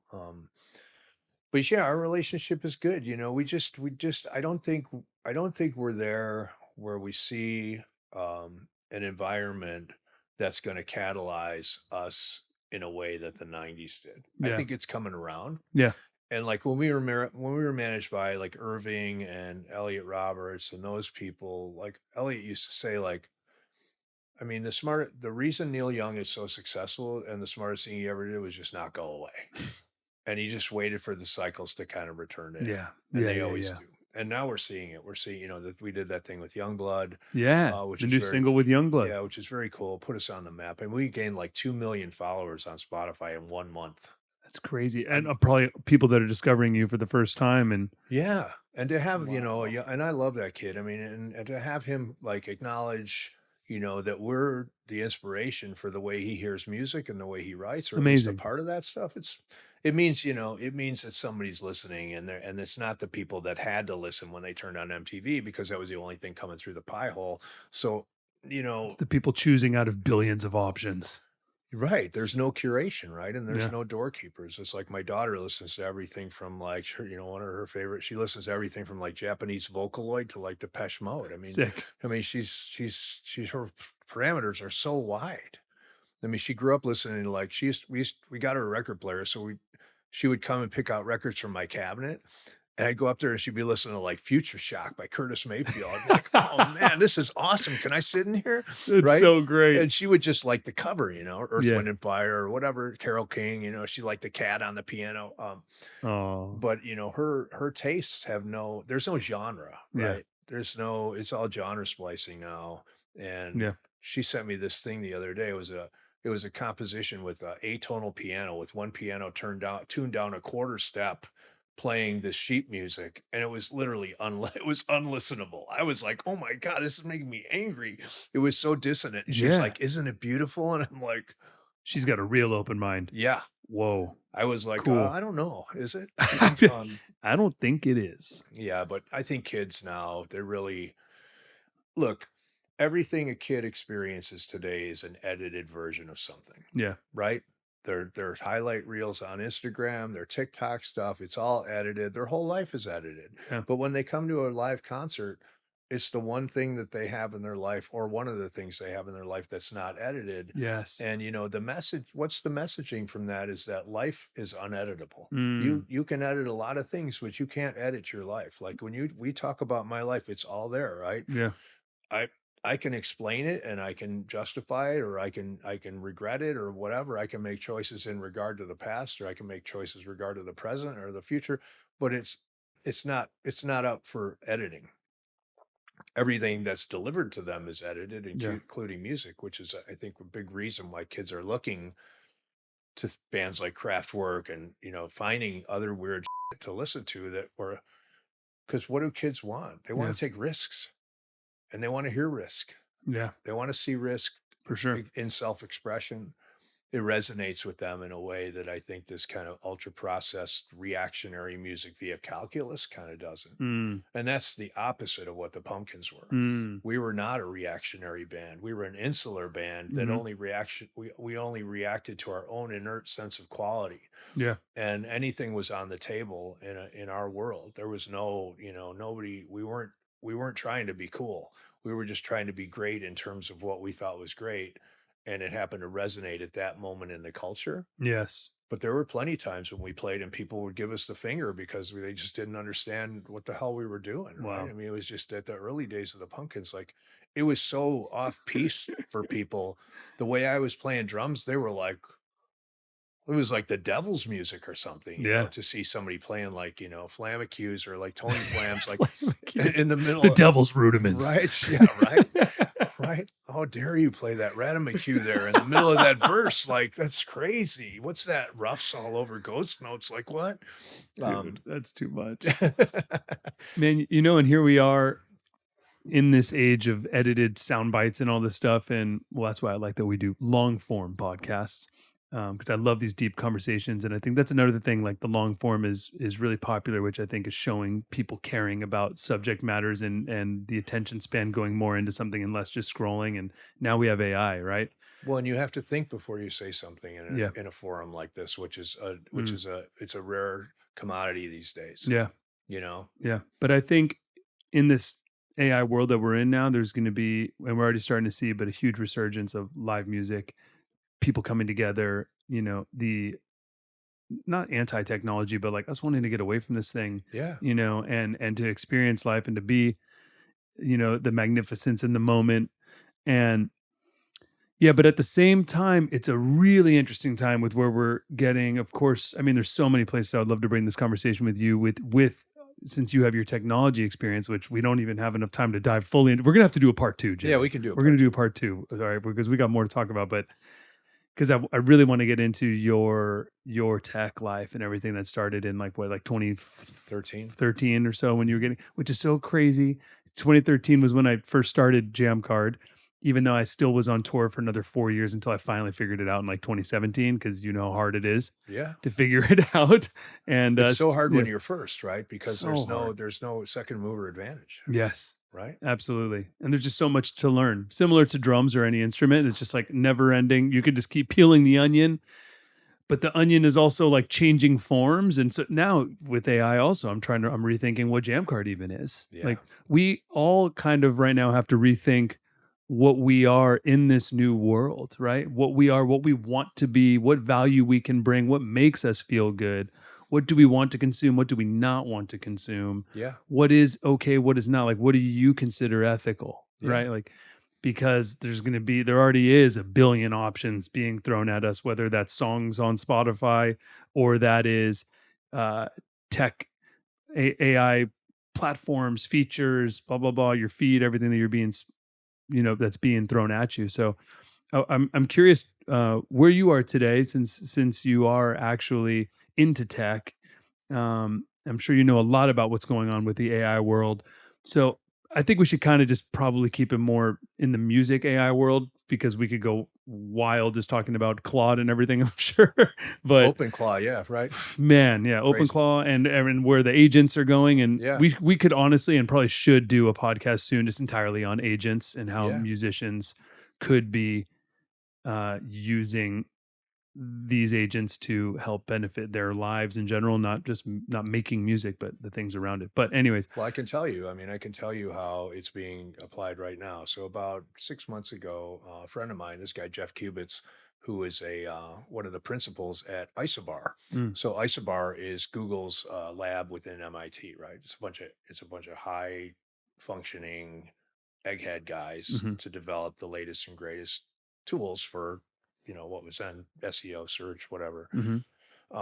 So Jeff is now involved with a company called Stream, STRM, which started in Brazil. Stream is a unique music marketing platform that uses AI to take the particulars of an artist, scour the globe in minutes and find holes in markets or markets where there's traction, and start to devise ways where that person can exploit or discontinue servicing those markets. The kicker with Stream is they've got private equity behind them, so they'll actually advance you money like a record company. Yeah. So, Jeff pitched it to me, wanted me to come on and work as an A&R. And he's like, you're one of the people that, obviously people know you're a musician. They trust you. They're going to get it, blah, blah, blah.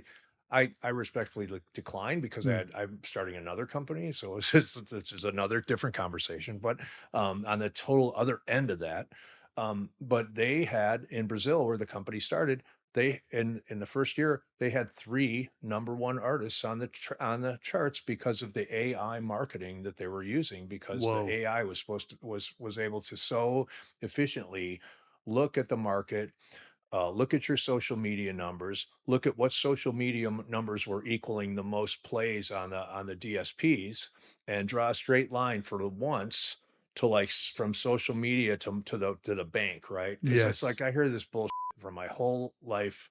You had to have a MySpace page. Remember that? Of course. How many hours did I spend in the Pumpkins working for MySpace? Like, right? Trying to make the Pumpkins MySpace page pop. Yeah. Oh my God. And I knew all writing your this, custom right? HTML to try to right? Right. So we all heard about it, and we're still hearing about social media, but no manager that I challenge at Red Light or anywhere else can draw me a straight line to economics. Yeah. Right. Yes. Now we're seeing where, AI is able to predicate a life within that marketing ecosystem that actually means something. So I think from an ad, and also like my doctor, I have a concierge doctor. I don't smoke or drink. Like, I'm very healthy, like vegetarian, vegan. Like, I do a lot of meditating. I'm really in health and wellness, age reversal, all this other shit, right? Nice. Well, you look great. Thank you. Yeah, but the idea, like, that AI, like we do, all of his patients get a whole body MRI, and then AI the other day found a tiny node on somebody's pancreas that was undetectable with any other way of analysis. Yeah. And they went in and operated this thing outpatient in 2 hours, and it's something that could have turned into pancreatic cancer in 5 years, right? So those from an analysis and administration and a marketing standpoint, and I'm not talking about analog marketing, I'm talking about marketing in terms of like looking at a market and exploiting inconsistencies, like AI does it best. Yeah. As far as anything else goes, like I have another friend who runs a big company in Chicago. I'm actually starting another company with him, which is based on health and wellness, like a meditation retreat. That'll use everything from meditation to somatic healing, solfeggio frequencies, maybe some psychedelic modalities, to just do a hard drive wipes for people that are they're just stressed out, right? They just want to balance. Yeah. He's seeing that the close open rate for email marketing that's generated by AI is less than 10%. Because when there's an analog friction point, like a song, or like Audrey, she works in the mailroom at the IAG, International Agent Group, independent artist group. She looks through scripts all day. And she went to Sarah Lawrence on a writing scholarship. She studied to be a playwright. She graduated with a playwriting degree and got a job in the mailroom. Is going to eventually hope to work in the literary department there. But at her heart, she's a writer. She's been writing since she was 12. She's had a WordPress site and she's published her own stories. She was just always a writer. Joseph Campbell, like, was her, I mean, it's a long story, but she's that kid. Any script that comes that's AI, it's just so blatantly obvious. So right? obvious. It's so obvious. So I think where AI is going to find resistance is in the emotive. Yep. When there's emotive touch points, the jig is up, because you see it with kids now. Like my kids, they don't watch the news. They don't believe anything they read. They don't believe in Artemis went to the moon. I mean, they don't believe any of this stuff because they're not like us. They're not dumb. They don't swallow like, oh, wow, I saw it on the 7 o'clock news. Like, it must be true. They're like, Dad, that's a movie. How do you know that's not a movie? You know that's really happened. You know somebody there? I'm like, oh no, but I mean, it's on the news, right? So they're a little different. Yeah, they're wired very different. As far as sentience goes, their radar is up. Yeah. And they can feel it. And you see it with kids coming back to analog music, coming back to the more performative type of music like Pumpkins. Analog beings need to communicate in an Yes. analog manner. They need sine waves, right? They can't Yes. have compressed digital. I mean, we suffered it for long enough, and now it's good enough to where it's almost as good as analog. But communication at its root has to be analog to analog, or else there's no emotional interchange. And 100%. that's where I don't think AI will ever get it right. And even, you know, even people that I know that use it a lot, and try and are smart enough for sure and emotional enough to get it in the right orbit, it's incapable of changing its mind, right? Yes. Because when you play something,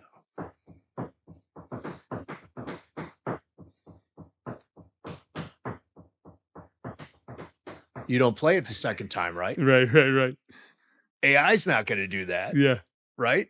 They're not going to make decisions based on a piece of a breeze hitting you in the eye For sure. like I am. I'm going to turn my head and play something else if there's a fly over here, right? Yeah. Like there's a bee attacking me on my drum kit. Like there's just things that happen in our world that are unreplicable in a computer, at least at this point. Yeah. And also, I really believe that humans want to emote to other humans. So when it comes to the creative output, if you want to call it that, we want humans. You know, your daughter can tell when it's like a AI script, it doesn't have the human experience in it. It doesn't have that human emotion. Like where AI is super useful is tools. Yeah. Is like helping you streamline these things that you don't like doing anyways, or helping you do a better job in finding your fans, you know, or even tools that like there's some new like AI DAWs that are coming out. There's AI stem separation, right? Like Yeah. I've been working with Moises, and I think they're a great company, and they all like train their models ethically. They pay everyone for the actual data to train it on. They pay musicians, and they're all musician like co-founders and stuff. And they're making tools like stem separation and stuff. And you're like, okay, that's useful. I can practice to that. Like, man, if when I discovered Pumpkins, if I could have just isolated your drums and listened to your drums, like Yeah, imagine the super musicians that are going to come out it's a great tool from that. And just think of the evolution of the drum sense since YouTube. Yeah. I mean, it wasn't until, you know, it was way too late that I realized I was doing my Bonham fills backwards, and I learned my Tony flams left-handed, right? So because I never saw him play them, you know. Now it's like 4-year-olds are replicating that took me years to learn. Like, I gotta say, I think you are the best at Bonham fills out of all the drummers in the game. The Jimmy Chamberlin style Bonham fill is at the highest. I put of my levels. floor tom last. At the highest. Oh, really? Right? Wait, Yeah. you do that? Yeah. What? Yeah. So kicks, tom, bass drum, Kick. floor tom. That's how you get that sound? That's it. That's amazing, bro. Yeah. That feels weird. I got to try that. Yeah. I'm going to try that. And Gad does it different. That's just I've never even thought of doing that. I always end with the kick because I'm a drum. heavy left-hand crash guy. Your left hand work is incredible. Yeah. Like you clearly have a very powerful approach with your left hand where you can be very, very intentional. Like I think even the way you hit your crashes, like you got 2 crashes on the left and then your China, right? Yeah. On the left. Because I'll see you play beats and you'll be like ding, ding, ding, like on the crash. Oh yeah. Yeah. Yeah. While keeping it going, of course, with the snare and everything. Yeah. Overcomping, as Peter would say. Peter, too. But I yeah. love it, man. But I think, look, all the panic around AI, are we out of time? No, we got like 5 minutes. Okay, Yeah. but all the panic around AI, like I'm reading this book right now. I forget who wrote it, but it's called Everything is Music. And it starts with sound on sound tape recording. And it goes, into the BBC and the sound effects lab. I forget who the girl was who did all the sound effects there. She's very famous. Talks about the theremin, and then like Karl-Heinz Stockhausen, and then ultimately Bob Moog and Kraftwerk and all. Every time there's this evolutionary kind of tidal wave that comes through music or art, there's this panicking, right? That happens, and it just becomes a tool, like Pro Tools. Everybody, oh my God, it's over, it's over. Well, some of it's over, yeah. Some of it's over, like having to fucking cut your finger with a razor blade. Just edit. That's done. That's done. Hopefully, or shaving. Some whose drum part. I don't know. Like so. I had Jimmy Jam on the podcast. We did a whole episode about this, and I was asking him about his experience and going through when drum machine came out, when synthesizers came out, when metronome came out, when auto-tune came out, when everything was the end. The response was, this is the end. This is the end. Yeah. That's right.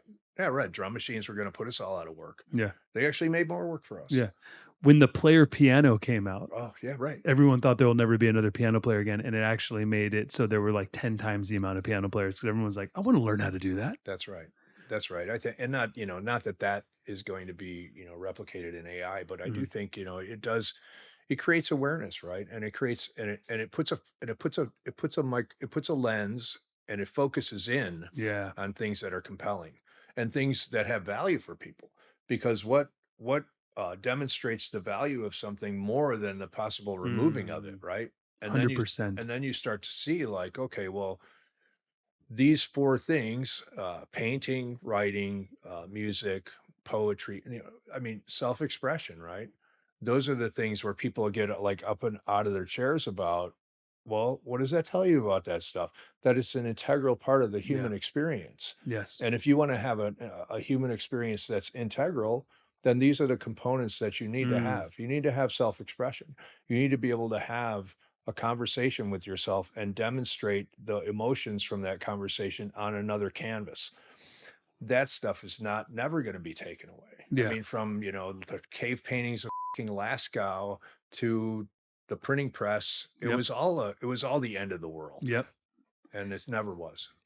And when you think about someone like yourself that studies hard and wants to dive as deep into the craft as possible, and you give that person these tools to be able to go even deeper into the microscope of music to understand what's going on there, we're going to create super musicians. There's going to be the best musicians that have ever walked on this planet are going to all come out in the next 10 years. Well, because it frees up, how much brain space are you freeing up? Yeah. If you don't have to waste it all on, the mendacity of that. I do think that the danger of it is in the calcification of the brain, right? I think that's where you start to get into this thing where, the muscle starts to weaken because you're not using it, right? And drumming is a great example. Well, that's why you got to keep using it. You can't lose your humanness in using these tools. Use these tools as an actual tool to assist you to do things that you couldn't do or to do a better job in these other things, whether it's research or whatever it is, but you still got to be you. That's right. You still got to have your sound. You still got to sound like Jimmy Chamberlin. You got to develop that, which is the hardest thing to do as a creative person, is to develop your own